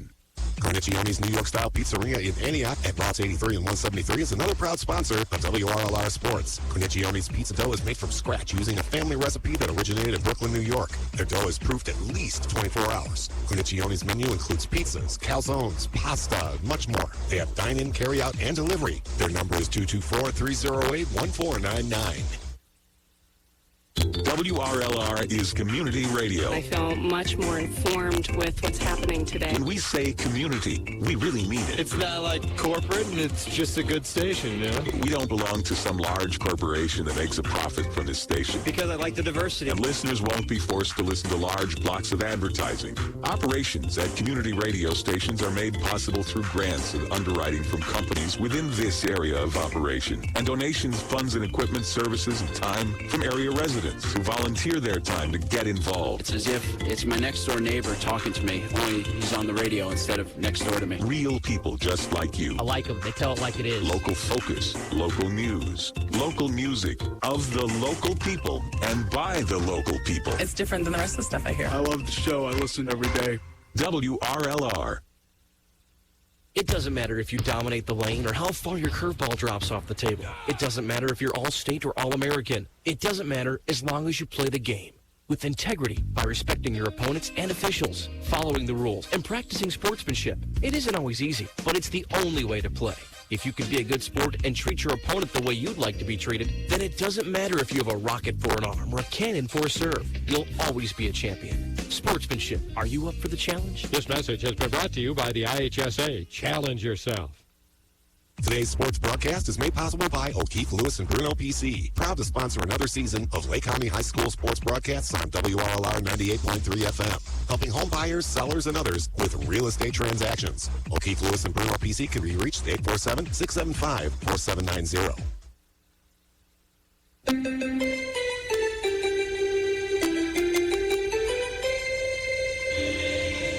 You're listening to 98.3 FM, WRLR LP, Round Lake, Illinois. Welcome back to Lakes High School. Start of the halftime here. If I say this wrong, Don, please help me out. Don Johnson, Rusty Silber here with you. I don't know if this is part of the dance group that's out here. Yeah, it's the dance troupe. Okay, I want to make sure. I hope I got it right. No, you but they did are get it very right. good here at Lakes High School. So I want to mention this also, our new sponsor. We'd like to welcome our newest one to the WRLR family. That's Jersey Mike's in Round Lake Beach at 536 East Roundlands Road. They have authentic Northeastern-style sub sandwiches that are fresh sliced and fresh grills. And you can call them if you want or just stop over there. And that's 224-757-5391. Yeah, well, it's an interesting first half, a low-scoring first half, 5-2 in the first quarter. The Lakes came out, and, they were getting good shots, I would say, that Grayslake was, but had difficulty finishing them. And we saw much of the same going into the second quarter. Our halftime score, 14-11. If we look at who did most of the scoring in the first half, Dylan Dumalong had 4 for Brian Centella's group, and then also Grant Hardy with 4 in the low block, the 6'7" senior. And then Zoe Martinez came off the bench and gave him 3. On the other side of the ledger for the Lakes, it was Matthew Pollock who led all scores with 4, Chance Andel with 3, and then Brandon Nava with 3, and then Jake Sanders and Garrett Klein with 2 apiece. And that's pretty much how the scoring's been going. So pretty much a defensive battle here tonight. This afternoon, Rusty. You got me that time. We're on a matinee game. This is our first afternoon game, so we're used to saying tonight. But we had a 2:30 tap, and right now the Lakes who are really in the lead, but really not really good shooting by Grayslake's team. I'm getting this thought in my mind. Because it's the afternoon, do you get this feeling that neither team is able to get a flow and get something going together? That seems to be the tough task at the moment. Well, I'm sure it's thrown them out of their rhythm. Teams are creatures of habit. They come in, they get their 10 to 15 minutes of shoot around. They get the rest all the day, and they watch some film, and then they come in and shoot around before the game. So that rhythm is upset when you're having a 2:30 game as opposed to a 7 o'clock game. Gives you all day to sort of go through in your mind how you want to prepare for the game. And so it's a little bit different, and it certainly changes up, the whole idea of what your routine is going to be for the day. But that's for both teams. It's not for one. They both have to adjust to it. And this is a conference game, a Northern Lake County conference game, so that's going to be very significant, Rusty. Mm-hmm. So right now, well, go ahead. I'll just say this. I know it's a conference game. You get that feeling of a conference game, and this is what you expect out of a league game like this, where both teams are going to battle each other. And I'm seeing, and remember I made a comment in the second quarter, you feel like it's a chess game. You see both coaches trying to maneuver certain offenses, certain defenses to take advantage in this game, and I don't think neither coach is winning right now. Well, what's happening, we knew coming into Grayslake really had the height advantage, and we expected them to sort of dominate in the low block, but they haven't. The Lakes have done a good job defensively of double teaming on the ball. We saw that early on. And then down low, Grant Hardy working against their low block player, Matt Pollock. So that's been a good matchup. And really, Grayslake has just had difficulty shooting the ball from the outside. They really didn't get going. We saw them have some three-point shot attempts, but they just weren't able to fall. So that could change in the second half if they start heating up, and we'll see how that works out for them. All right, reminder, next week, we're back on Friday night. We're going to go see Warren. That's right. The Lake Forest Scouts will travel to take on the Warren Blue Devils in Gurnee. I had a chance to see last night the Lake Forest Scouts taking on Lake Zurich. Kind of a young team, but they play hard. You got to like the way Phil Lascala, leads his team. He gets everything out of his players. Every year he seems to get a tall shooting guard. I don't know. He must be growing them somewhere in Lake Forest, because every year he gets a guy that's like over 6'5", that's a shooting guard and ends up playing somewhere in the Big Ten like Michigan. I don't know how he does that. Well, let's see what they can do, because Warren's got all their football players back. And, Juan De La Cruz. Oh, Juan De La Cruz earlier this week had 18 points in a game.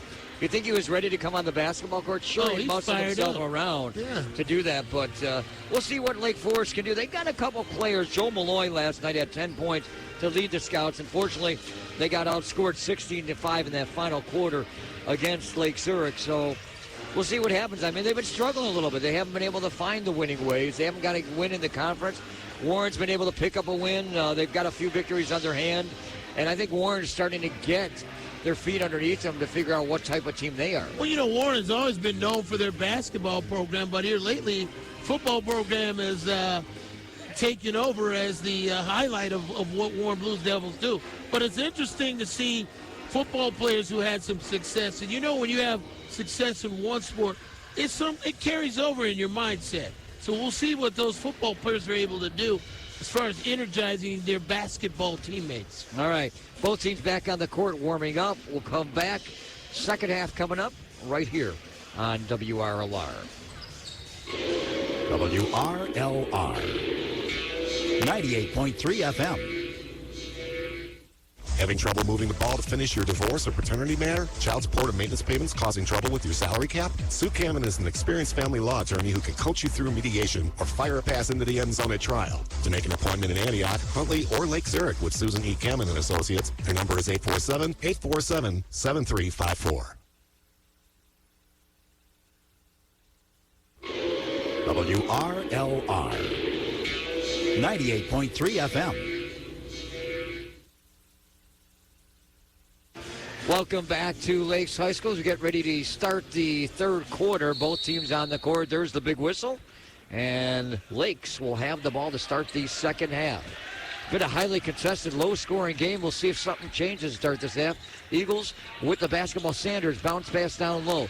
Trying to work most. Nice pass. Nice give and underneath. go. Give and go for Weikert getting the bucket. Yeah, Matthew Pollock gives it to Weikert, cut it to the basket. A finely run play, 16-11. That got his teammates pumped. Hardy underneath, can't finish it here. So 16-13. Long three, that one misses the mark.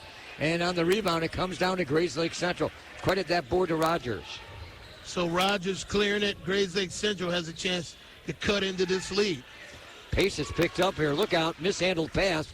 Off Rogers, here comes Lake. 2-on-1, 3-on-2 now. They got to pull it back out. Sanders, then back over to Pollock. They work it back on top. Good hustling by Amarian Coleman to come back on defense and give his teammates some help. As you mentioned, they had a 2-on-1 break, but Coleman kind of upset that. Mandel tried to work a pass down low to Pollock, and that ball was kicked out of bounds. Another nice soccer kick. Ball retains on the baseline here for Lakes. Ball inbounded. Now they're looking, back up on top. They work it over to Sanders. Sanders up top, working down inside. Over to Pollock. Pollock gets it back. Shot, turn around. He's going to put it in. Nice move by Pollock in the middle. Nice little finger roll inside. Teams goes up 18-13. We talked about the matchup between. Look out, here comes a steal. Bad pass, layup goes up and in.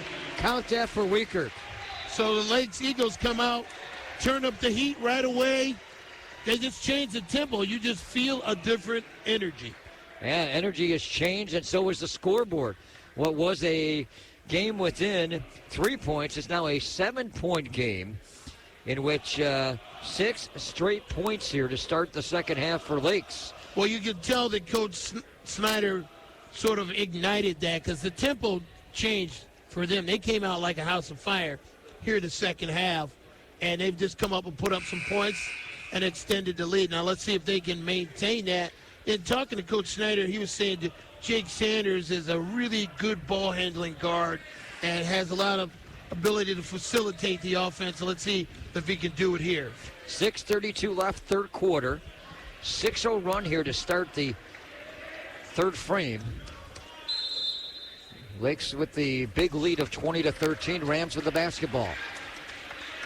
And it's Dumoulin to bring it up in the front court. Andale doing some contesting on defense. Dumoulin to the corner. Coleman with a dribble, looking to shoot. Now sends it off to Rogers. Rogers up on top. Hardy outside the arc, sends it back out to Coleman. Shoots it and puts in a three-pointer. That's a good sign when Coleman gets into the offense. He's been averaging 10 points per game, so they need his scoring. That is the first three-point shot made here by Grayslake Central. They make a few in a game. So 20-16. They work it down. Pollock, they send it back out. Sanders drops it off. Over to Pollock. Gonna drop that ball off. Nava. Off the wing to the right side. On the dribble baseline. Cut off there by Rogers. And Rogers going to get caught with the foul there. He tried to move his legs, but there was contact. Rich Peterson getting the whistle, and Philip Schmidt. So there's a foul, and Lakes will take possession here. Pass into the corner here on the inbound. They work it up on top. Nava. Looking at Andel. Now to Sanders. Sanders. They're going to work that ball on. This is what we've seen most of the game here. Patience by the Eagles. Yes, but tempo definitely changed for them offensively. Coach Snyder had them pushing the ball. You can tell. And Grayslake Central staying what looks to be more like a man-to-man defense. Looking to go in now. Sends out. Look out. That ball was airborne right into the bench over the head of Andel. Matt Weaker just gave a too high a lob there. It just went over his teammate's head. By the way, I get this feeling in watching a lot of these games, my opinion when I say this, the refs are mid-season form compared to the players. Yeah, it's going to take everybody a little chance to get going, get back into the flow, including the refs. Pass down low. Rogers back out, wide open, stopping, popping a three off the rim. Nope, not going to go. Missed there by Dumoulin, and the rebound taken down by Lakes. Lakes on the run here. Pollock did a good job of clearing on the defensive board. Pollock, they work it to the right side, back to the right here. Trying to get some movement, comes back to the top. Nava, they work it to Sanders. Sanders up top to the left here. Dumoulin bumping on him, now double team. Hardy stepped in, and Dumoulin trying to get him. He's tied up. He gets rid of the ball. I don't know how. Able to maintain and keep possession here. Nava, they work it inside back out. Look how misguided pass picked up by Pollock. Rogers has been playing on a low block against Pollock now. Nava grinding in, blocked out of bounds by Hardy. Welcome, Hardy, with a big play there. Hardy, what is he, like 6'4"? Yeah, Hardy is no longer, Hardy's 6'7". Hardy is no longer playing in the low block against Pollock. They had to move him out of there because I think he got a few fouls.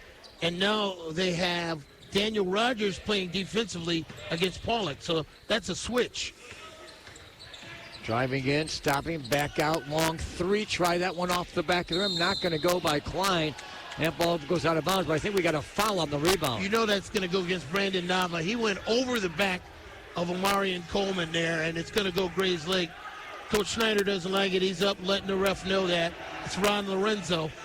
Some of the fans off to your right don't like it either, I'll be honest. Yeah, some home cooking, right? 4 minutes to go in his third quarter. Hardy to put his hands out to catch the ball. Dropped it off over to Coleman. Coleman making a move to right baseline. Driving in, dishing back out. Chance to shoot. Nope, not going to do it. Pass to the corner. Comes right back out. Coleman got the ball. A little hop step. Yeah. And able to go use the baseline for two. They call that the Euro step. He went baseline, went past the defender, and laid it off the glass. Amarian Coleman. This game was a 7-point lead. Now it's down to 2. So they've cut it back. And we're back to a nice matchup here. 3:30 left. Sanders looking to go to the hoop, pulls it back out. Able to ball to get out to Nava. Work it down to Pollock. Into the right side to try to get down low. The misguided pass, and that one picked off by Tiffany. Well, they had the big man Hardy come out and switch, and that caused an errant pass and a miscue and a turnover. Coleman down to Hardy. Hardy double team, bounces it back out. Dumoulin looking to shoot, cut off there. Can't do so. Now off to the left side. Tiffany working over to Coleman. Coleman feeds it down low. Hardy, little left-hand move off the glass for 2. So a nice dish in the low block. Hardy, the 6'7" senior, turns and converts off a nice pass from Amarian Coleman, and it's all knotted up in 2020 in the third quarter. All right, we'll take a break. Back with more high school basketball right here on WRLR. WRLR 98.3 FM.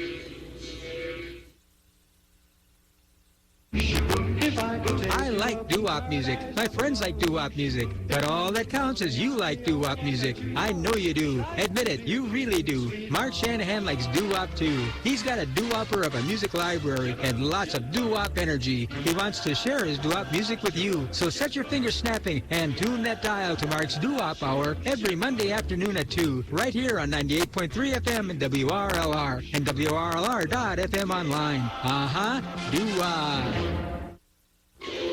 WRLR 98.3 FM. Welcome back to Lakes High School. We're tied up again, 20-20, as we are going to the waning minutes of the third quarter. Don Johnson, Rusty Silber. Lakeville is where we're at, Lakes High School, and it's been a fun game. It's been a battle with 2:52 left in this third quarter. Indeed it has, and we've seen it go back and forth. Grayslake now starting to find the mark offensively.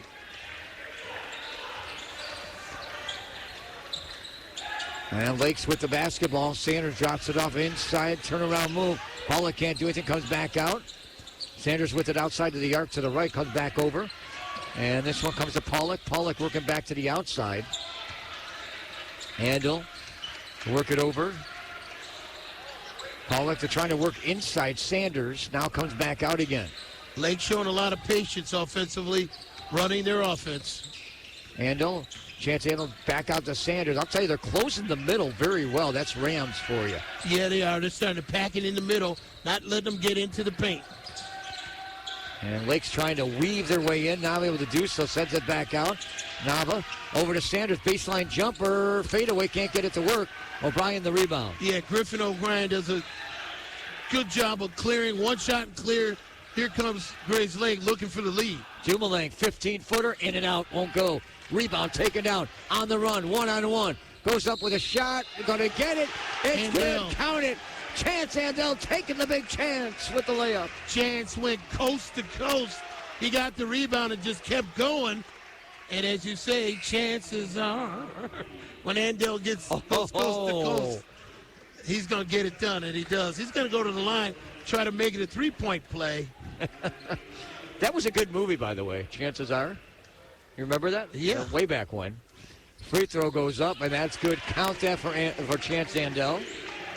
Big three-point play by Chance going coast to coast. 23-20 our score. Lakes lead it. So we're 20 by 3. Hardy inside for the dunk. So Hardy wakes everybody up. He flushes it. The big fella at 6'7". 23-22. Back underneath. This one knocked out of bounds by Hardy. Out of the hands of Chance.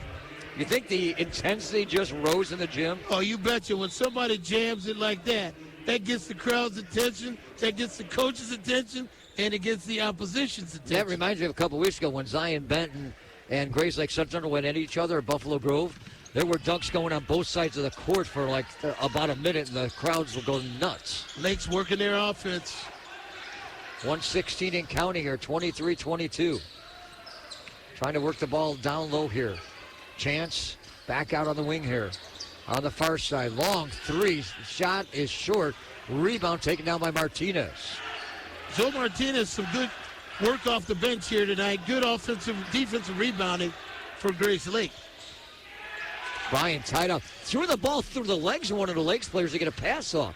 Driving, Coleman able to use the baseline to get a bucket. Euro step, Omari and Coleman just going baseline. You better not give him any room on the baseline because he knows what to do with it. Grayslake up 24-23. And back in that lead. Lakes, first time they've been down for quite a while. Gunther working up on top here. Trying to work it over to Andell. Back to Gunther, outside the arc, maybe going for one here. Pollock in the lane now, back out, looking to shoot. Might have been a travel, nothing called there on Weaker. They're working back around the arc. Good ball movement here by Lakes. Final 10 seconds. Gunther can't shoot if he gets a chance. Gunther with the basketball tied in, jumps it back up. Nice pass, tipped around Coleman. Right there. Pollock gets it back. Hardy, big block. And a chance, long shot. O'Brien short. Buzzer sounds, and that's where we stand. 24-23, Grayslake Central. Grant Harding coming up on the defense.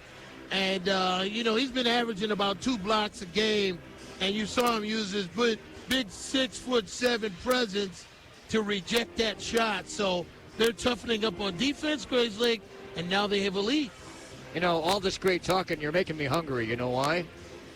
Because we want to welcome our newest sponsor, Jersey Mike's in Round Lake, 536 East Rollins Road. Authentic Northeastern-style sub sandwiches, fresh sliced, fresh grilled.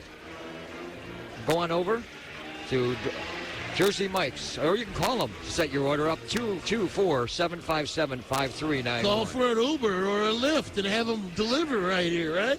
Tell them the sandwich delivery, right? I'm hungry for it. Why not? Yeah. So, 24-23 is where we stand. Grayslake Central leading over Lakes.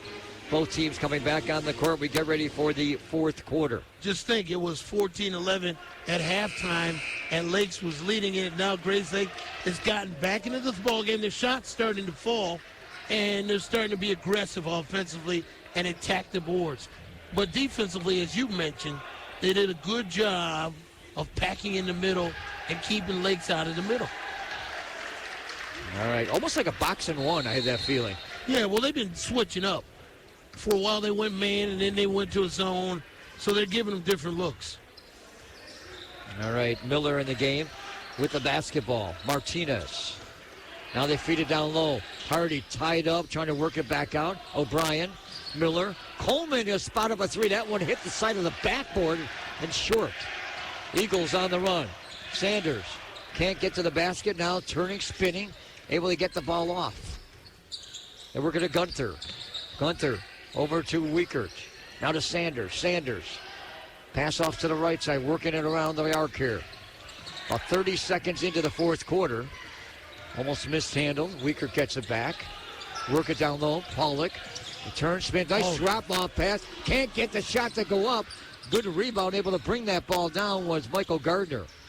Well, Michael Gardner had a clear path to the bucket for an easy layup, and it was a nice dish by the center to give to him, and he just couldn't finish it.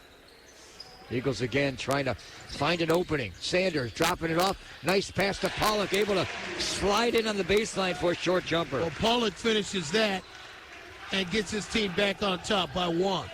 It's a back and forth here now. Coleman, they work it on the side here. Martinez. Now to the top, look out, nearly taken away. O'Brien, good job, good hands to get it back in the backcourt. Now back up on top here to the right side. Coleman, long three from the baseline, in and out, not going to go, tipped around. Eagles come down with the basketball. Is that Pollock? Nope, that's actually Wiekert. 6:20 left in the fourth. Sanders up top.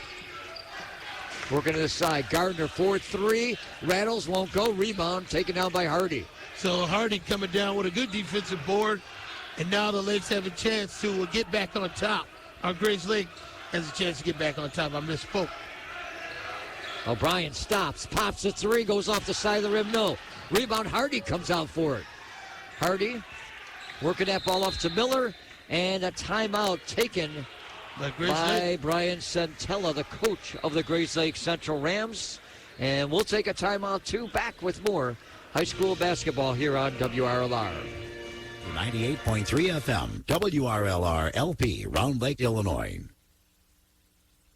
Carnicione's New York-style pizzeria in Antioch at routes 83 and 173 is another proud sponsor of WRLR Sports. Carnicione's pizza dough is made from scratch using a family recipe that originated in Brooklyn, New York. Their dough is proofed at least 24 hours. Carnicione's menu includes pizzas, calzones, pasta, and much more. They have dine-in, carry-out, and delivery. Their number is 224-308-1499.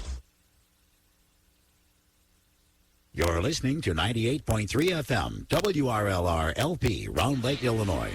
Back at Lakes High School, enjoying the music from the high school band they got over here. It's pretty loud, I'll tell you that. Hey, they're pumping it up. I'll tell you one thing. We're lucky we're not sitting on the other side of the court. That would have been on our ears. That wouldn't have worked. Oh, we've done that before. When we were at Round Lake High School, we had to be right by the band. And I'll tell you, when you get anywhere near a band, their musical instruments are a lot stronger than we are. I remember doing some opens with the band right next to me. You can't hear what the other announcer's saying. You can hear the music. What'd you say, Don? And you can barely hear yourself. Hey, that's all the fun you get in high school sports. Come on, you know that. That's right. We live and learn. 5:52 left in the fourth quarter. Grayslake Central inbound the ball. Dumoulin with it up on top. Pass to the right side. They work it to the corner. Comes back up on top. And this is going to be Coleman is going to work it. Pass back out. Hardy now back outside. No chance for a shot there. Drop back to Hardy. Hardy going to try to go baseline. Found an opening. Reverse. That one partially blocked. And I think he got caught on the arm there. Was that Sanders maybe? Yeah, Jake Sanders, one of the shorter guys in the court contesting one of the taller guys. What is Sanders, like 5'6"? What do they got him listed at? Yeah. They got him 5'9". I don't think he's 5'9". No, he's definitely not 5'9". But he had to go up against a guy that was 6'7", and he misses his first free throw. So that foul didn't go off for naught. That was good. That was a good foul. By the way, Hardy, 7 points on the night, including a dunk on his last trip to the basket. Second free throw, he rattles that one through, so he's got 8 on the afternoon.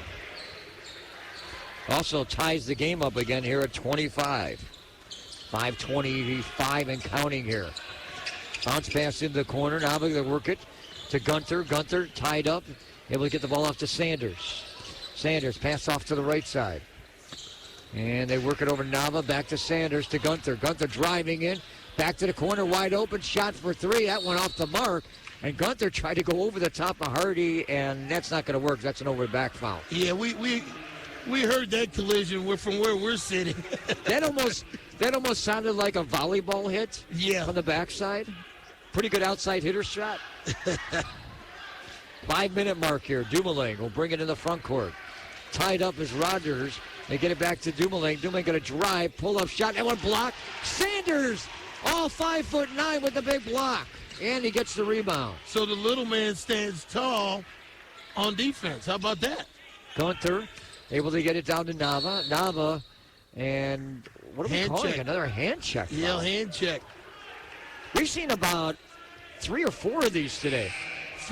Hey, Don, you don't mind if I just happen to touch your shoulder here? Do I get called a foul? If you touch me, I'm calling a foul. I'm just saying it's not much there. No, but that's the tone he's setting. Wow. He's going to call that. Lake's back with the ball inbound. Wiekert looking for help. Gets it over to the right side. Nava. Sanders. Sanders on a dribble against Dumoulin. Nice matchup all day. Work it down low. And Hardy's going to get caught with a little bit of a knock on Pollock. And that's a typical foul. Well, Pollock and Hardy have been going at it all game in the low block. I've been watching it. It's been very physical. In fact, they had to take Hardy off of him in the first half, and they had to switch up and put Daniel Rogers on him. So Lakes will inbound the ball. Sanders get off the Pollock here. Inside, almost lost the ball, able to keep it going. And they work it to the right. Nava out to the outside. It's inside, outside, back out again. Nava over to Chance. That's Chance Andel. Andel going to drive in. Now past the corner, wide open. Jumper. That's good for 2. Count that bucket there for Nava. So Brandon Nava coming up with a big 2. They go up by 2, the Lakes, 27-25. And under 4 minutes. Coleman for 3. Hit the back of the rim. No. Hardy tip. No. Rebound. Lakes comes away with it. Pollock on the board.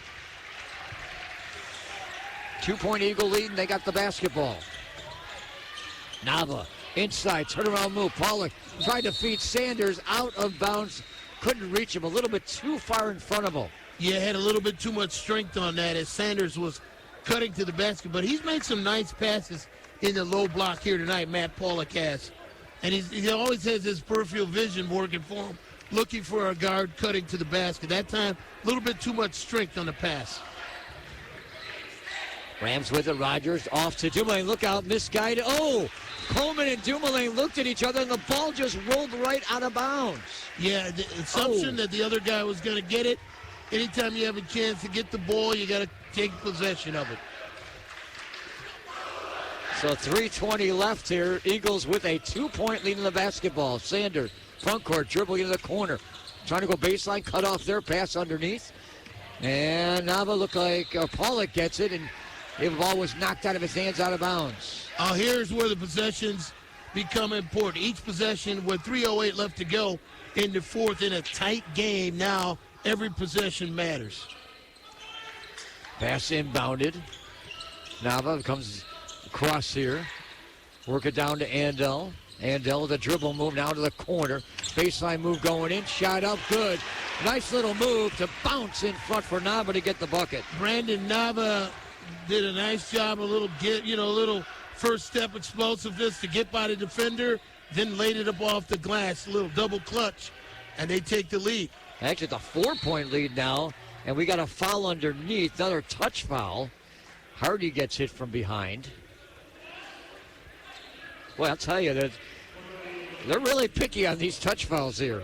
Yeah, and that's the way. And that's Pollock's third. That's the way Schmidt has been calling it here tonight. And we talked about the influence of athletes from different sports. Rogers off the inbound three-point shot. That one too strong. Pollock the rebound. Well, we've seen Brandon Nava, who also plays football, come in here and really show some physicality as they're going to take a timeout and talk about it. Yeah, Chris Snyder wants the timeout. We'll take one, too. We've got a little less than 3 minutes left here in the fourth. Back right after this here on WRLR. WRLR 98.3 FM. What do high school activities mean to your community? It means I don't have to worry about what my teenage daughter is doing after school. It means I have something to look forward to every Friday night. If my team works hard, we may have a chance to win the state championship. High school sports and activities play an important role in every Illinois community. They help young people learn important lessons and develop valuable life skills. And it's been that way for more than 100 years. I can't imagine my community without high school sports and activities. Be a fan. Join the fun. Support your local high school athletic and activity programs. This message has been brought to you by the IHSA, celebrating more than 100 years of high school sports and activities in Illinois. You're listening to 98.3 FM, WRLR LP, Round Lake, Illinois. Don Johnson, Rusty Silber back here in Lake Villa, Lakes High School. 4-point lead for the Eagles as they lead the Rams.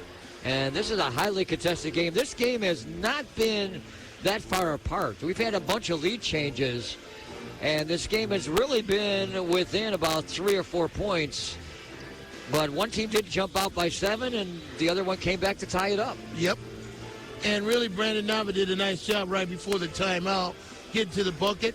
You know, he played a little football for the Lakes Eagles, and so did Matt Pollock and Tyler Gunther. So they're bringing a little bit of their football physicality on the basketball court. Man-to-man, and Coleman matching up there with Chance Andel. Good defense here.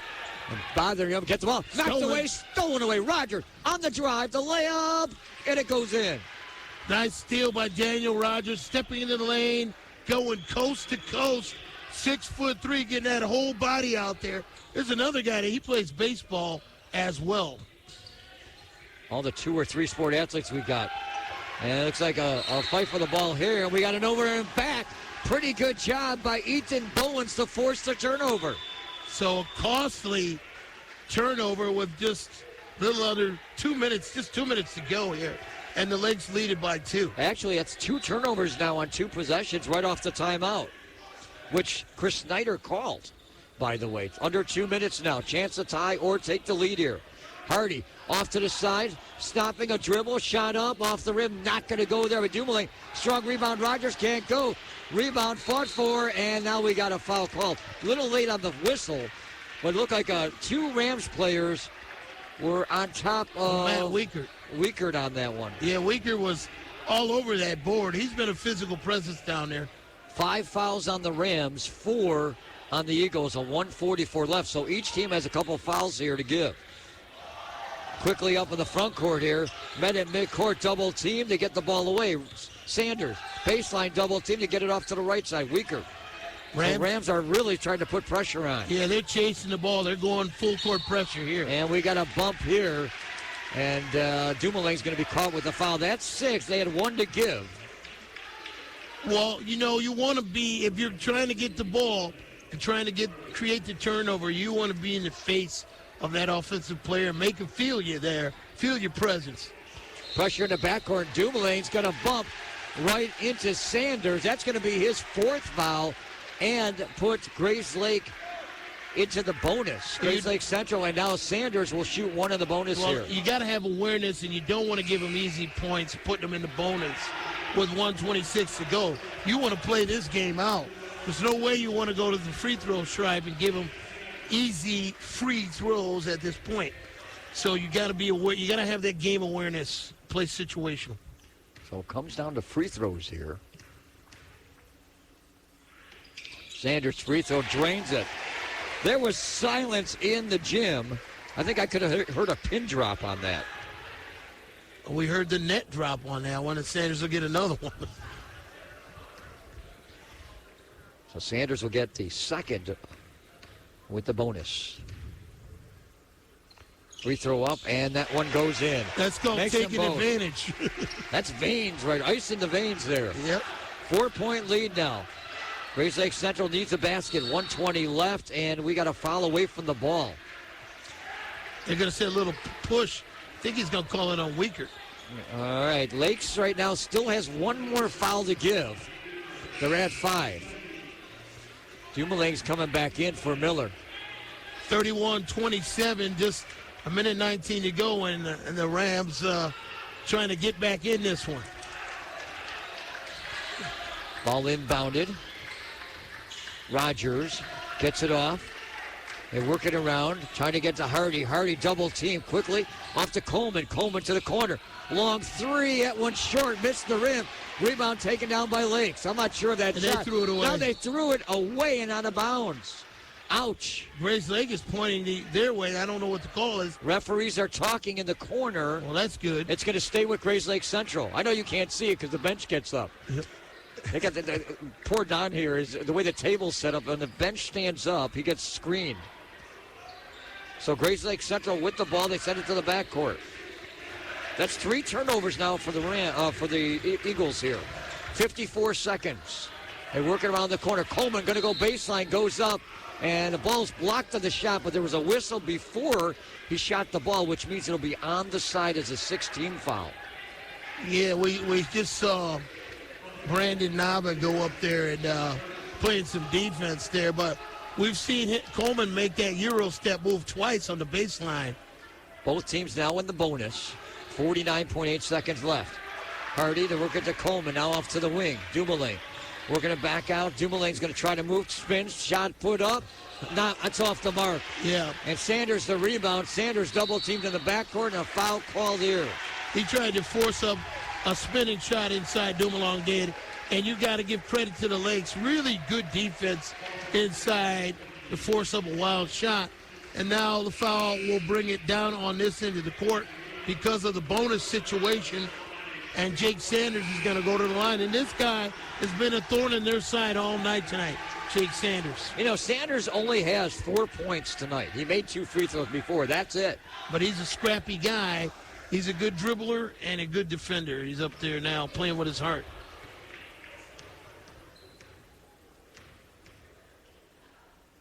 Free throw up and drains that one.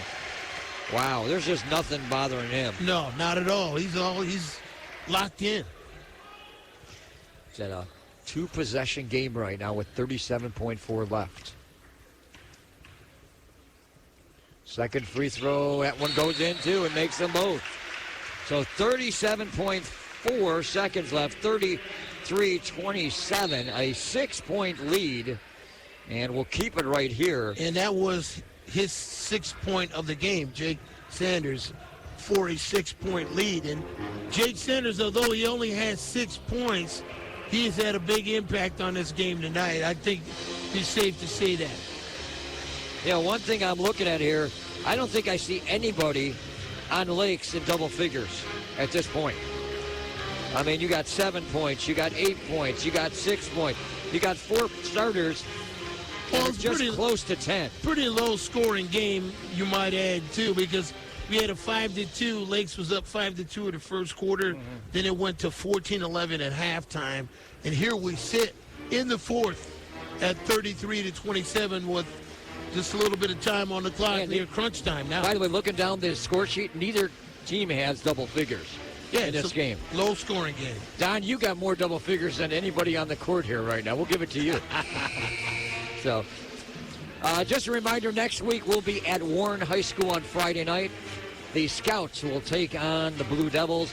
We'll be on with the Joe and John show at 6, and then game time will come up right around 7 o'clock. Now, Grayslake is going to inbound this basketball, but it's important to point out that they have the possession arrow with 37.4 seconds to go in this game.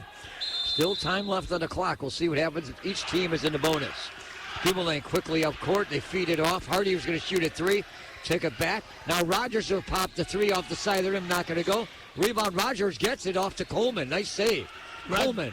Rogers again, another 3. That one's short. Nowhere near it. Tipped around. Coleman went after it. Went out of bounds. And will come back to Lake. He had 2 good looks at the basket, and he didn't draw iron on either one. And the Lakes fans are letting him know. You can hear them screaming air ball there. But he shot the first one. He was behind the screen. He had plenty of time. It was a short 15-foot shot. And on both attempts, he missed the basket. Expect to go to the free throw line here shortly. Ball inbounded. Maybe. No.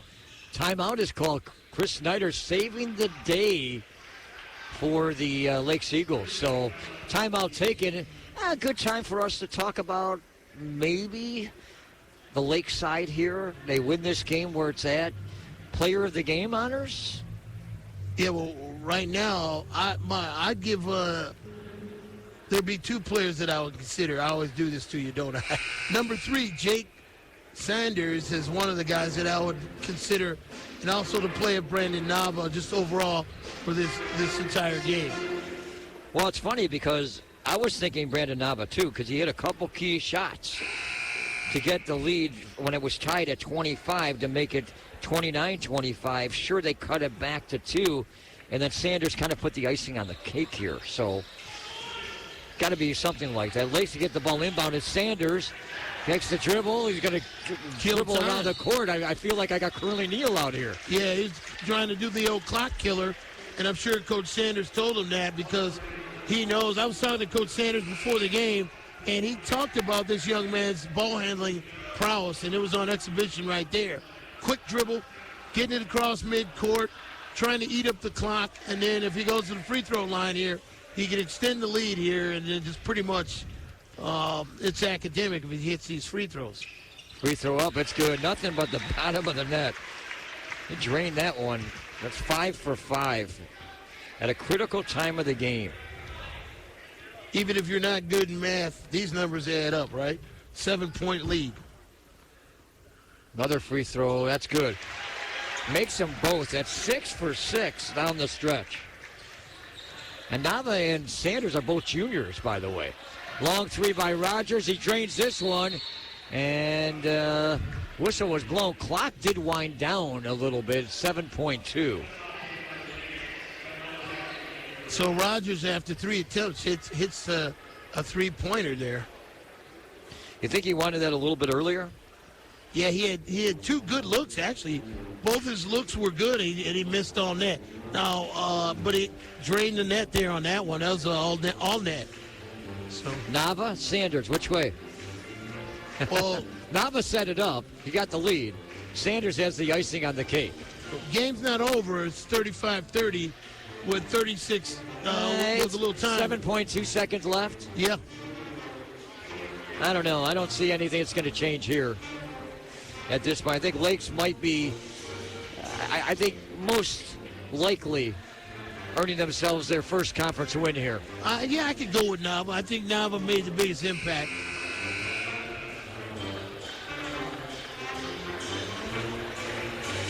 Maybe we inspired him before the game because he was handed off the plaque. Yeah, I think not the award from the postseason football show, and his eyes lit up when we handed it to him. Yep, I think you did it, Rusty. You got him. You encouraged him to be at his best today. That was football season. This is basketball. Lakes will inbound it here and probably be free throws coming up. They get it inbound. Uh-oh, they threw the ball away. I don't know if it was touched by anybody. It goes back under the basket or on the side. So Grayslake Central gets the ball back with 7.2 seconds left. Strange things happen. And if they get fouled, they have a chance to make still it a 2-possession game here. Yeah. But they've got to get a shot off early. Now the question is, was the ball touched or not? Because the referees are confirming all 3 of them. The ball was inbounded. It went out of bounds a player went after it, but was a touch, because it depends on where the ball goes, at the baseline or out of bounds. Now, what's going on here? We started this at 7.2. The referee is coming over to say something here now. Oh, I see the player had come in to the game, but the question is, was he at the scorer's table at the time to let him come in? Or did he not check in correctly? So Dumoulin is in the game. Miller went back to the bench. So I think we're all squared away now. So underneath the basket, Grayslake Central's got to get in. Lead pass, Rogers, pull up for three. Nope, short. And a rebound, and we got a foul here.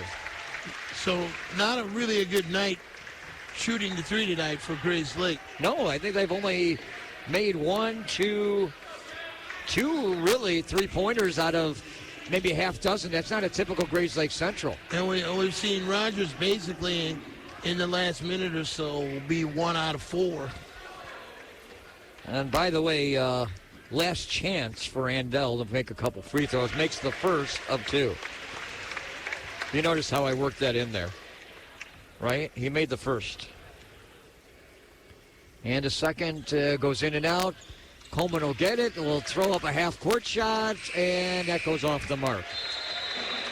So 36-30 is our final score here from Lakes High School. 6-point win for the Eagles, but it was a lot closer than that throughout the game. Yeah, it really was, and I think it was Grayslake was just off shooting from the field tonight. I think right from the beginning they just couldn't find their outside shot in a low-scoring game, and that really affected them, I think, more so than the Lakes. Maybe you could give credit to the swarming defense of the Lakes and some of the changes they made, jumping from man-to-man to zone. So all those things put together could have distracted Grayslake. But a big win here tonight for the Lakes. All right, big win. Brandon Nava, our player of the game. We got to thank a few people. Kurt Rowlis, the athletic director, coaches, Brian Santella from Grayslake Central, also Brian Snyder from Lakes. And thank you, Don. A well-called game. I think you earned double-digit points for this game, by the way. Hey, well, it was a good conference matchup for the Northern Lake County, and the Lakes come out victorious. And Chris Snyder doing a good job of giving Grayslake a tough time of settling on offense. Comes up with the victory. They move to 3 and 4, and Grayslake Central drops to 2 and 6. All right, that'll do it for this afternoon. The Lakes Eagles victorious over the Grayslake Central Rams by a score of 36-30. We'll be back next Friday, Lake Forest and Warren. Don't forget to listen in to Lake County Sports Scoop with Carson and Fidel. They'll be on Monday from 4 to 5. We'll also have the rebroadcast of this game following that. The Golden Voice with Patrick and Norm on Wednesday from 2 to 4. The Joe and John Show on Thursday from 1 to 2. And then the Sports Corner next Saturday morning from 8 to 10 o'clock. Hope you enjoyed the broadcast here, and the final score 36-30 in favor of the Eagles over the Rams. For Don Johnson, I'm Rusty Silber. Have yourself a safe and enjoyable weekend. So long, everybody.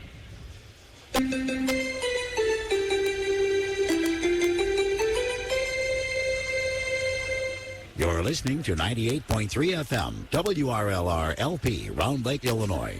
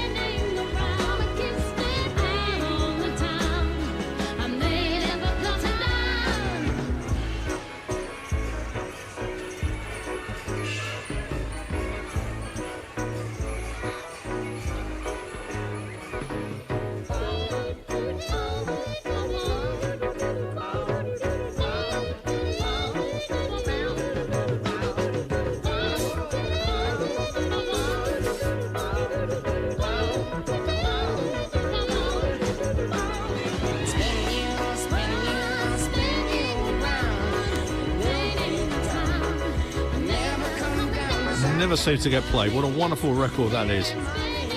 Stevie Wonder presents Cyrita, especially for Annette. Getting some of the requests and shout-outs a little bit later. That's Spinning and Spinning. On Supersonic 70s, it's the classic album of the week. Yeah, this one goes out especially to Gary McNeese. The album came out in October of 1979. The album is called Regatta de Blanc from The Police. And this is the key track that came off it.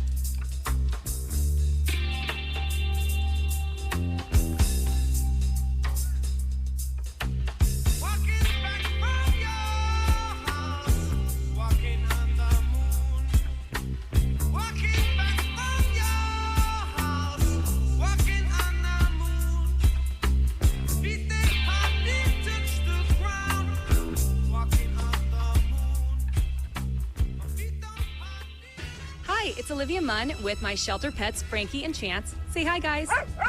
When I adopted them, I discovered that they both have incredible personalities. Chance's sole purpose in life is to love and to be loved. Frankie is a little bit of a scoundrel and always entertaining. They're a little bit of a lot of things, but they're all pure love. Adopt pure love at theshelterpetproject.org. Brought to you by the Ad Council, the Humane Society of the United States, and Maddie's Fund.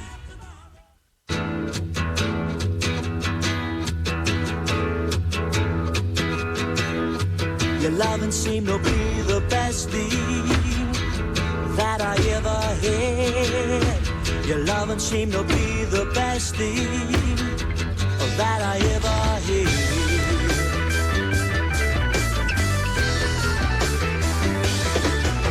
Your loving seemed to be the best thing that I ever had.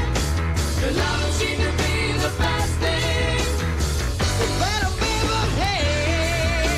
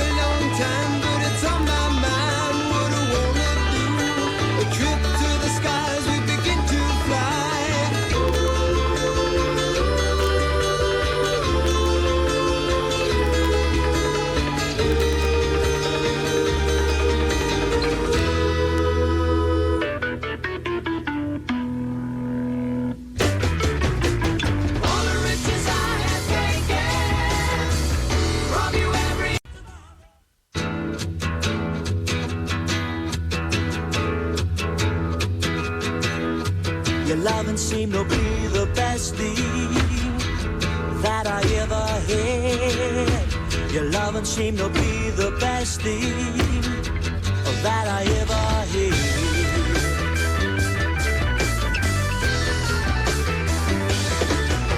Your loving seemed to be the best thing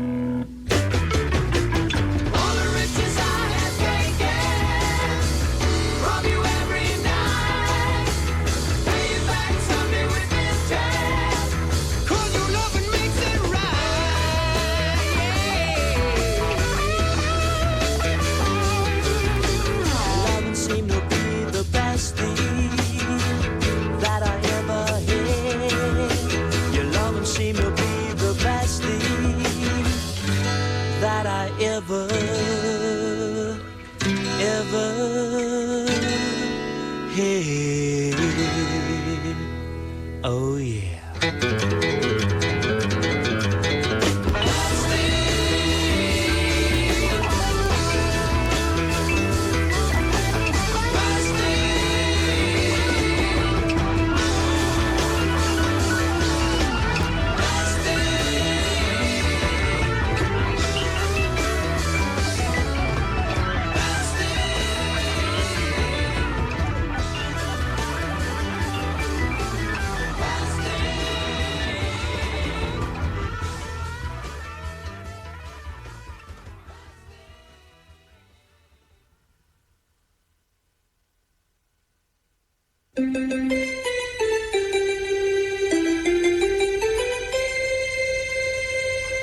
You're listening to 98.3 FM, WRLR LP, Round Lake, Illinois.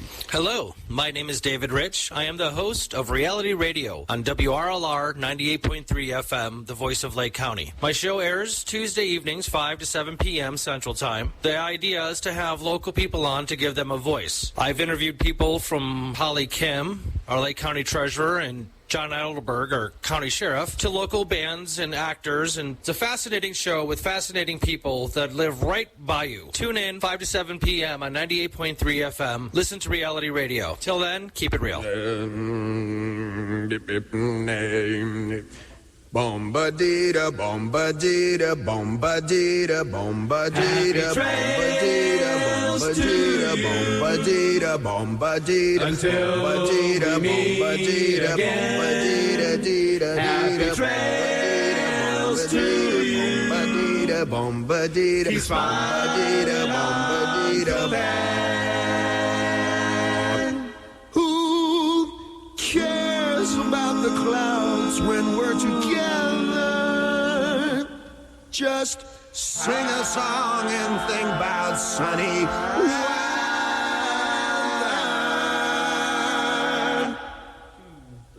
Happy trails to you till we meet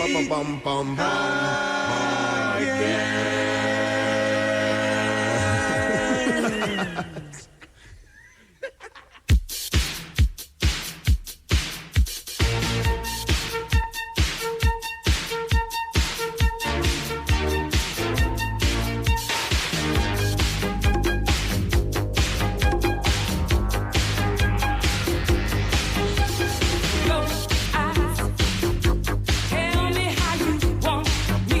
Feel it in your heartbeat. I know you like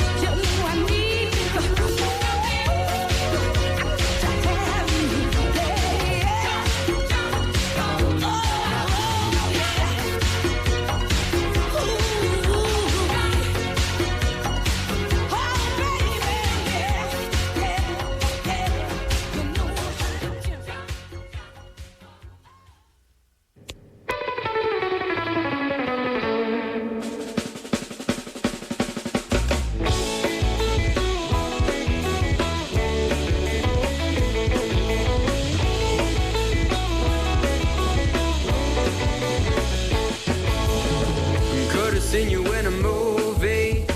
This got stuck to my memory. She's on it like every day. Tells me the weather for tonight. I know you'll need me soon. I know you'll need me soon. I could be loving you so.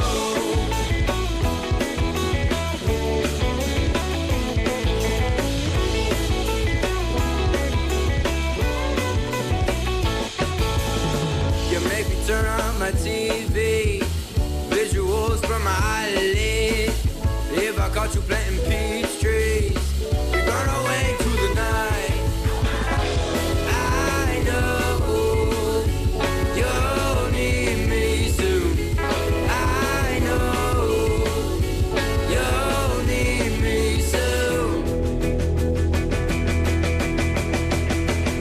I could be loving you so.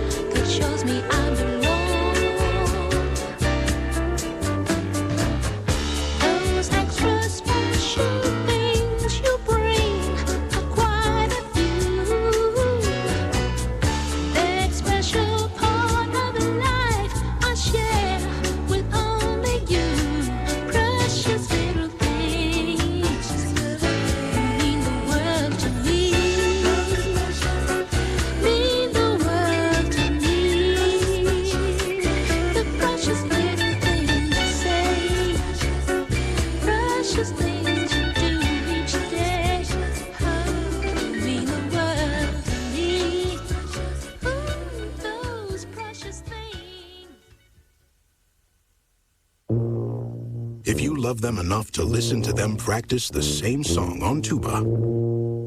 Please be done. Over and over and over and over and over, then surely you'll check nhtsa.gov/the right seat to make sure they're correctly buckled in the back seat. Sounds good, honey. Check today at nhtsa.gov/the right seat. Brought to you by the National Highway Traffic Safety Administration and the Ad Council.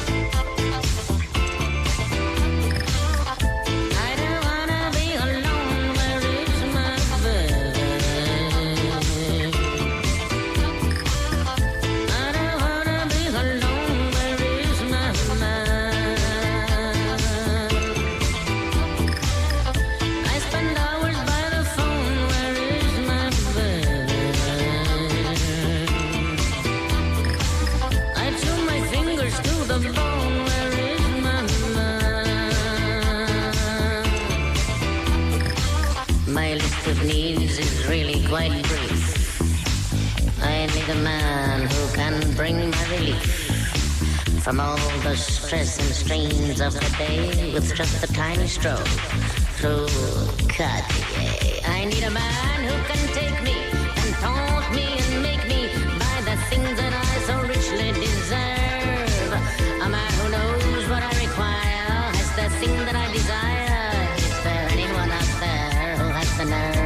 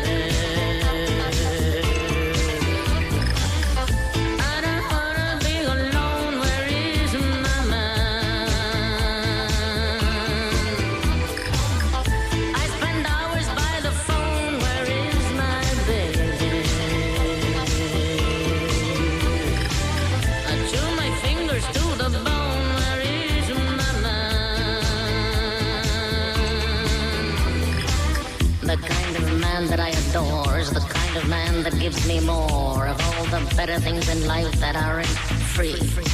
Such things as summer by the sea, the Hamptons, Malibu, Capri.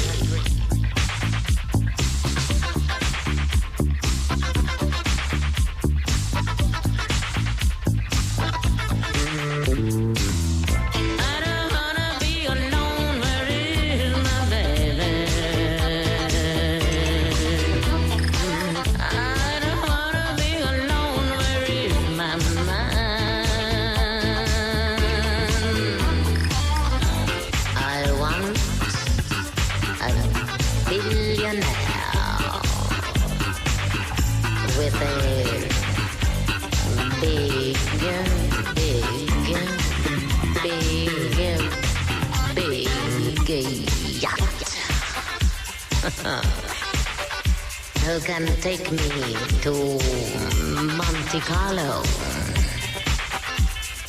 Saint-Tropez, and eventually Tiffany.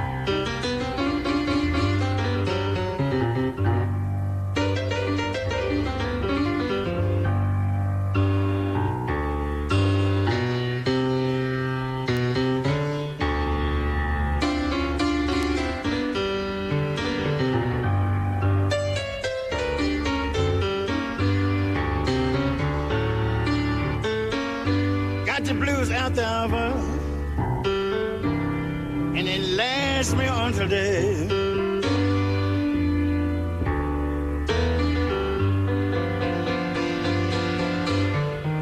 Now I got the blues out there, baby, and it lasts me until day.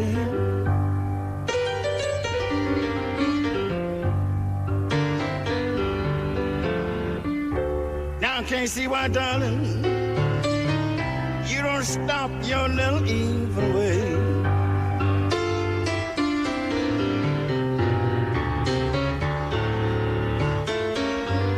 Now it's after hours, and these old blues have fell on me.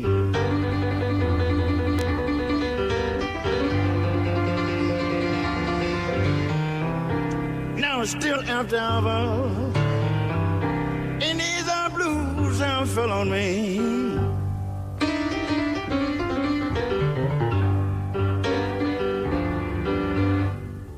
Now I'm just a poor boy wondering, where can my little baby be?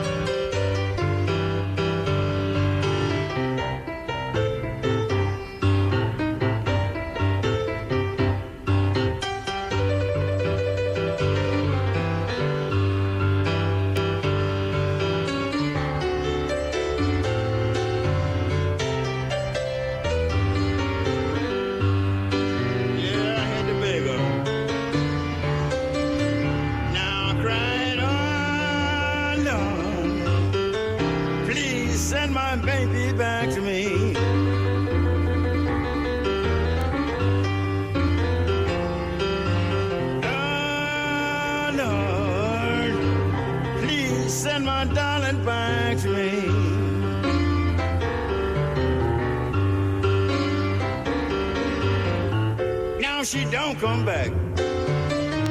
Now I'm afraid you'll have to bury me.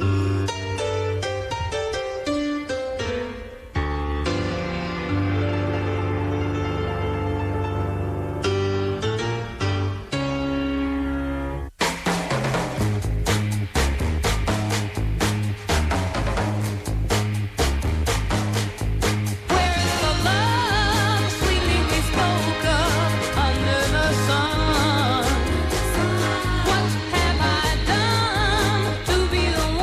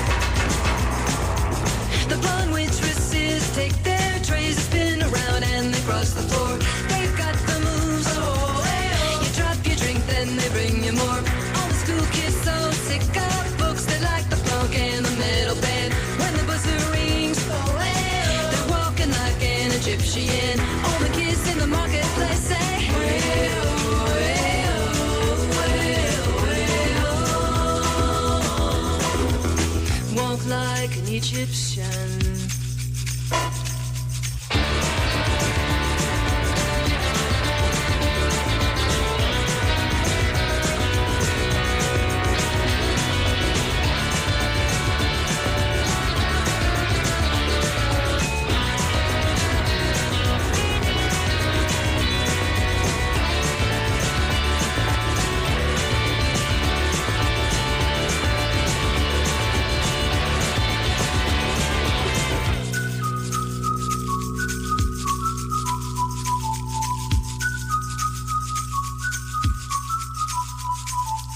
Slide feet up the street, bend your back, shift your arm, then you pull it back. Legs hard, you know. So strike a pose on a Cadillac. If you wanna find all the cops, they're hanging out in the donut shop. They sing and dance. They spin the club, cruise down the block. All the Japanese that they and the party boys call the Kremlin. And the Chinese know. They walk the line like Egyptian. All the cops in the donut shop say.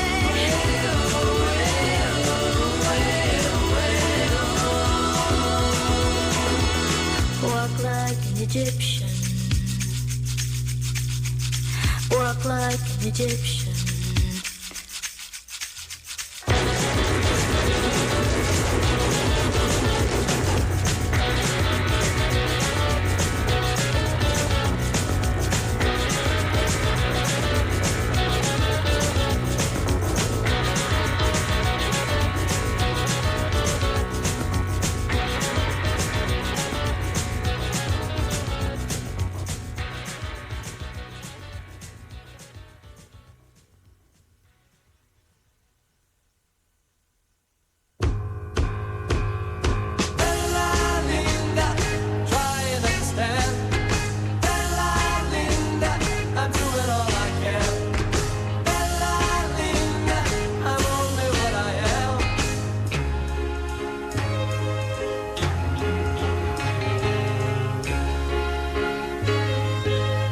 It's so hard for me to say the things I really feel. If I could, I'd chase away the pain your eyes reveal. The pain your eyes reveal. Foolish things I've done. The times that I let you down. And I'll never change. Believe me, I try.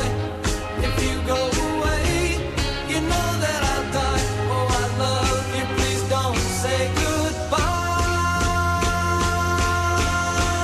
Bella Linda, try and understand. Bella Linda, I'm doing all I can. Bella Linda, I'm only what I am.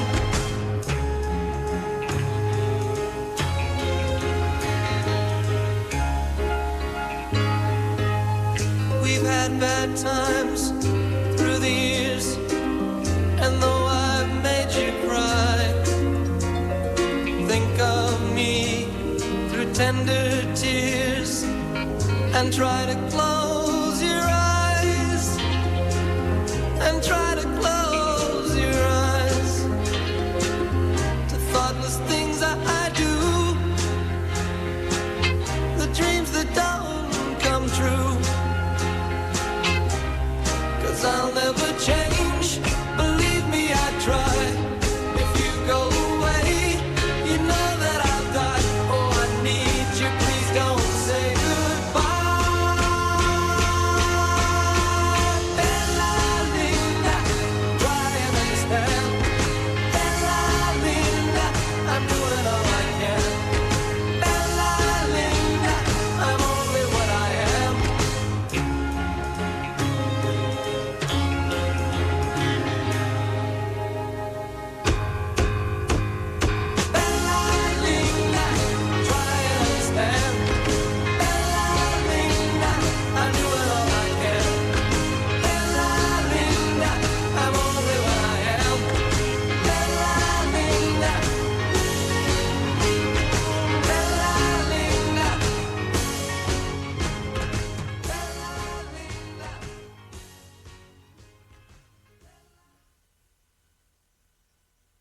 You're listening to 98.3 FM, WRLR LP, Round Lake, Illinois.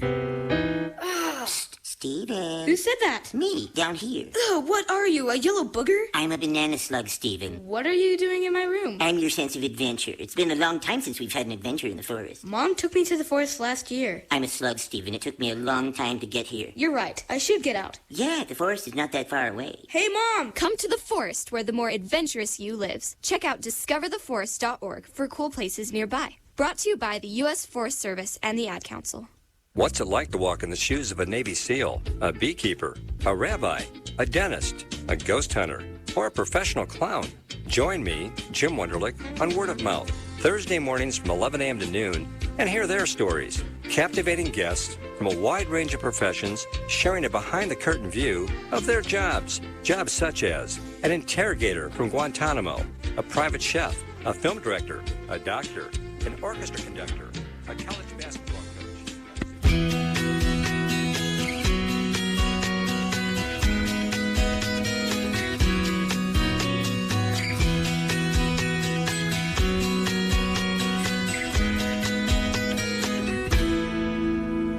I nearly died, I suicided softly.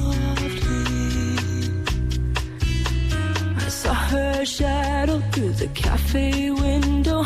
I watched you lean across the table. I watched you whisper in her ear. And she is your Holy Mary, and I am so ordinary. And you can use me if you want to. I know you need me, just like an old soft shoe. She looks like me, but a bit prettier. She's a skater and a ballet dancer. I saw her on your motorcycle in the seat I thought was meant for me. And she is your Holy Mary, and I am so ordinary. And you can use me if you want to. I know you need me, just like an old soft shoe. And I am so ordinary. And when your mother came to Boston, you disappeared. And then I saw you three together. I guess she makes the best impression with a charming femininity. And she is your Holy Mary, and I am so ordinary. And you can use me if you want to. I know you need me, just like an old soft shoe. And I am so ordinary. And I am so ordinary. Oh, but I am the one you will call when alone. And I am the one who will give what she's got. And so I give, so I give. I tell myself that love is truly giving. Somehow I justify this, hoping you will understand me, hoping you will love me back. And she is your Holy Mary, and I am so ordinary. And she is your Queen Cleopatra, and I'm just your morning after. And she is your star-spangled banner, and I am just prayer on sugar. And you can lose me if you want to.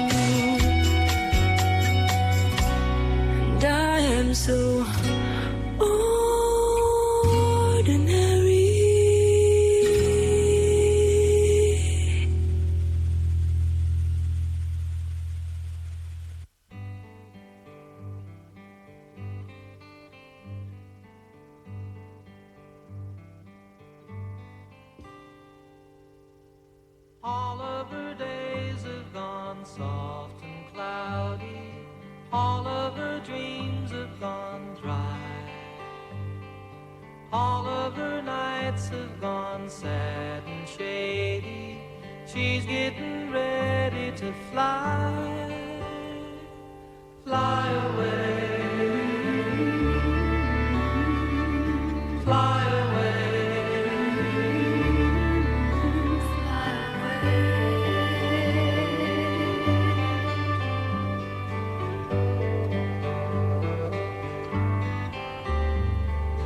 Life in the city can make you crazy. The sounds of the sand and the sea. Life in a high-rise can make you hungry. The things that you can't even see. Fly away. Fly away.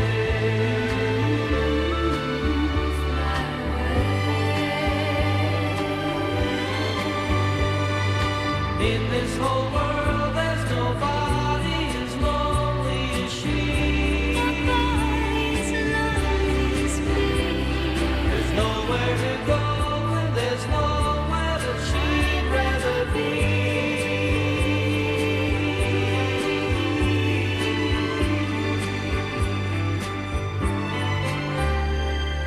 She's looking for lovers and children playing.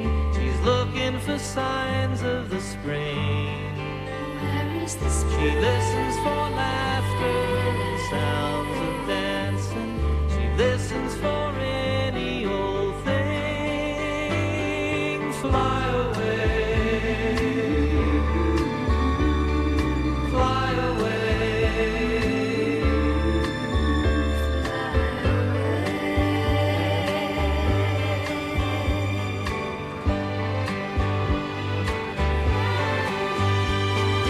In this whole world, there's nobody as lonely as she.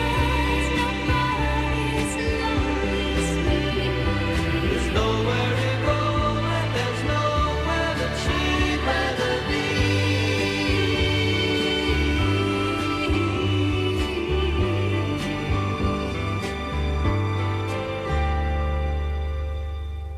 All of her days have gone soft and cloudy. All of her dreams have gone dry. All of her nights have gone sad and shady. She's getting ready to fly. Fly away. Fly away. Fly away.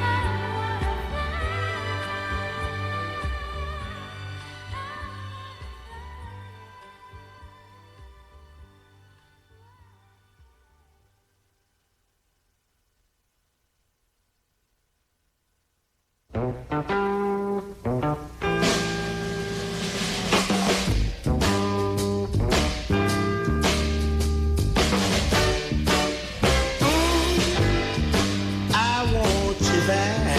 I want you back. Can't go on this way. I need you, baby.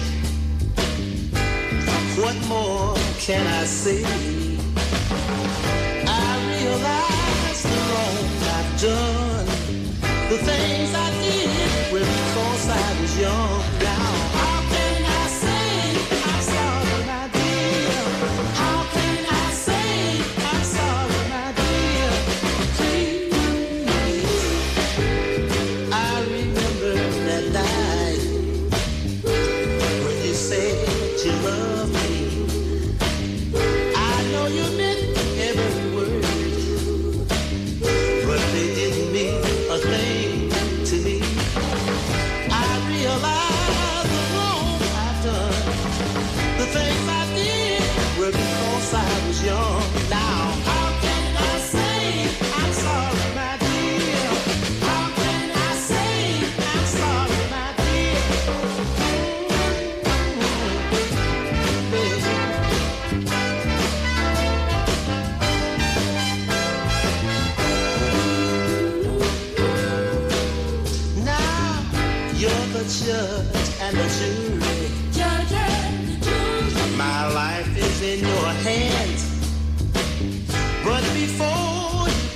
judgment.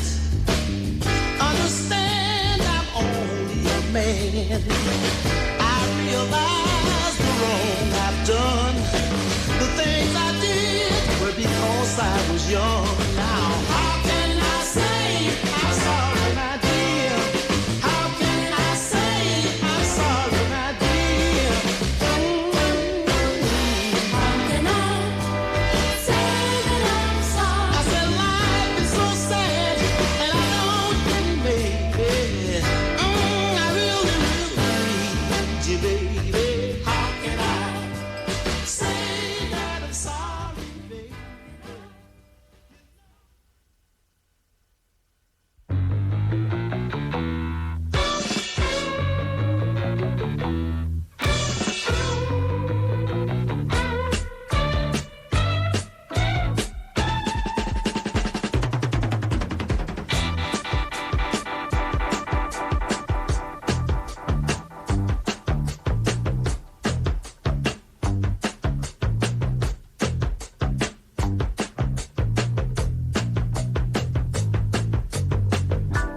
Green-eyed lady, lovely lady, strolling slowly towards the sun. Green-eyed lady, ocean lady, soothing every raging wave that comes. Green-eyed lady, passion's lady, dressed in love, she lives for life to be. Green-eyed lady feels life I never see. Setting suns and lonely lovers free.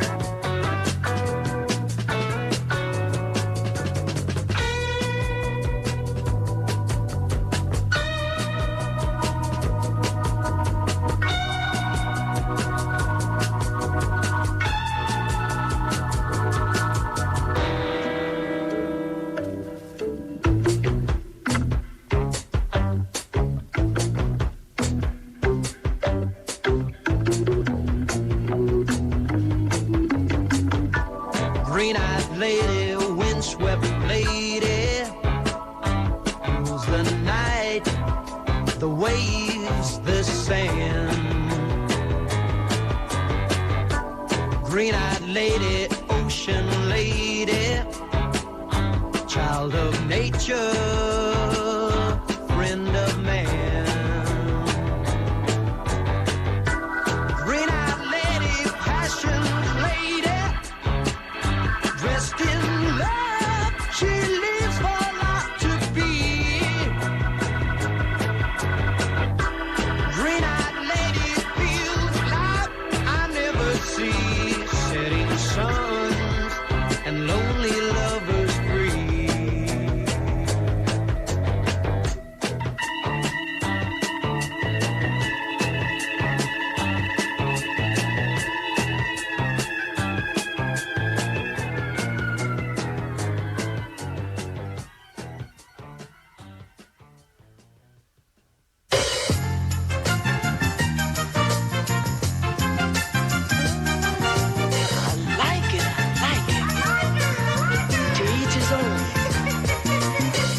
Everybody a chance to dig what they really want to.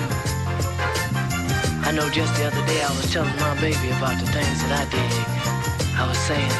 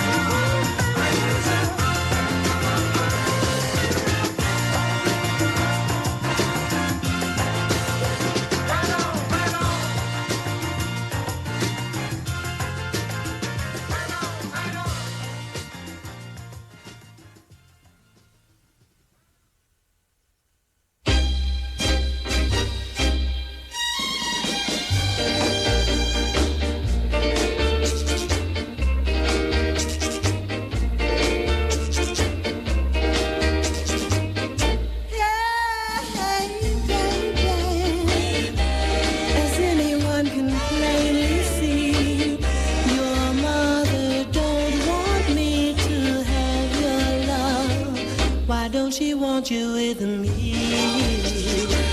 Why don't she want you with me? Oh, baby, I'm sure your mother means no harm. It's just that she's so alarmed to think of her baby in someone else's arms. Someone else's arms. Is it only me? Or is the same thing true? Or with every guy who gives you the eye? My life depends on what she tells you to do. Oh, baby, baby, I'm sure that if she knew how much I really care for you, she'd say, my son, I'm gonna give it to you. I know your love is true.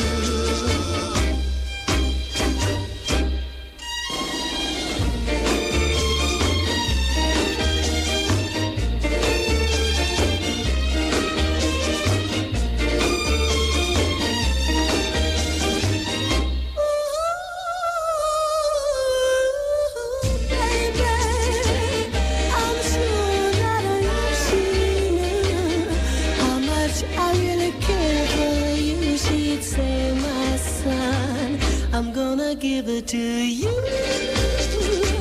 I know your loving is true. If she only knew how much I love you, I'm sure she wouldn't hesitate, girl, to let me take you on a date. She cares so much for me.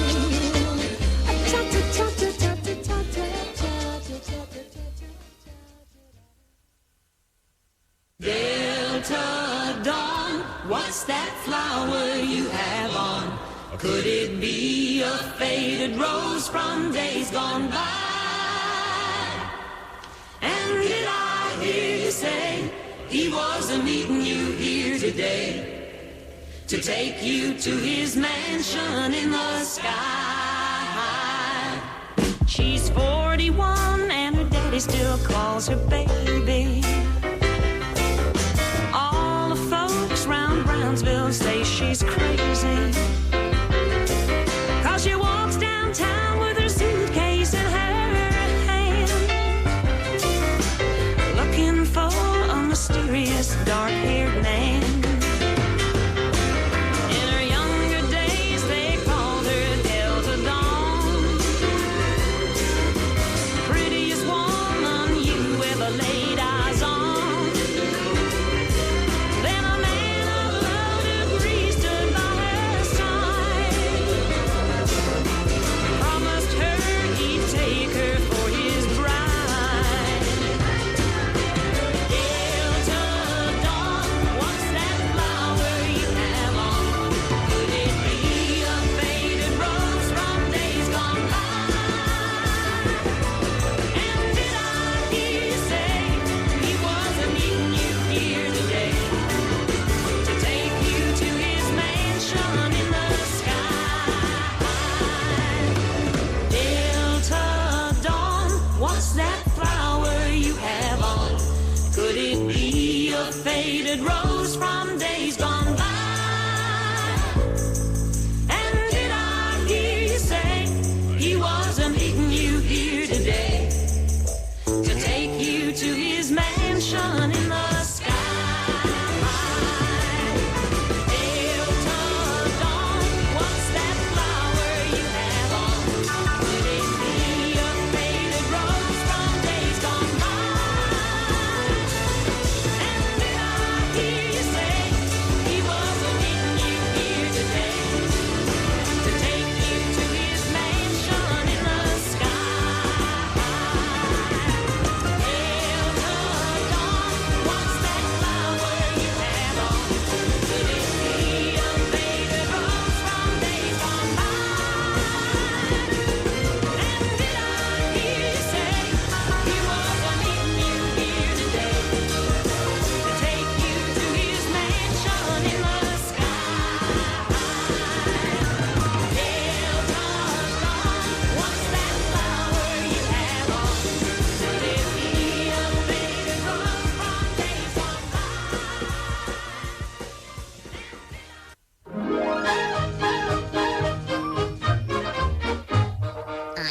a little tiny bird, my name is Tweety Pie. I live inside my bird cage, hanging way up high. I like to swing upon my perch and sing my little song.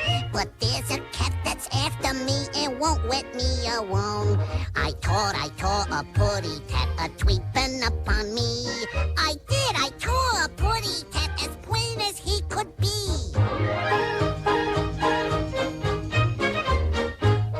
I am that great big bad old cat, Sylvester is my name. I only have one aim in life, and that is very plain. I want to catch that little bird and eat him right away. But just as I get close to him, this is what he'll say. I taught a putty tat a-creeping upon me. You bet he saw a putty tat. That putty tat is me. That putty tat is very bad. He sneaks up from behind. I don't think I would like it if I knew what's on his mind. I have a strong suspicion that his plans for me aren't good. I am inclined to think that he would eat me if he could.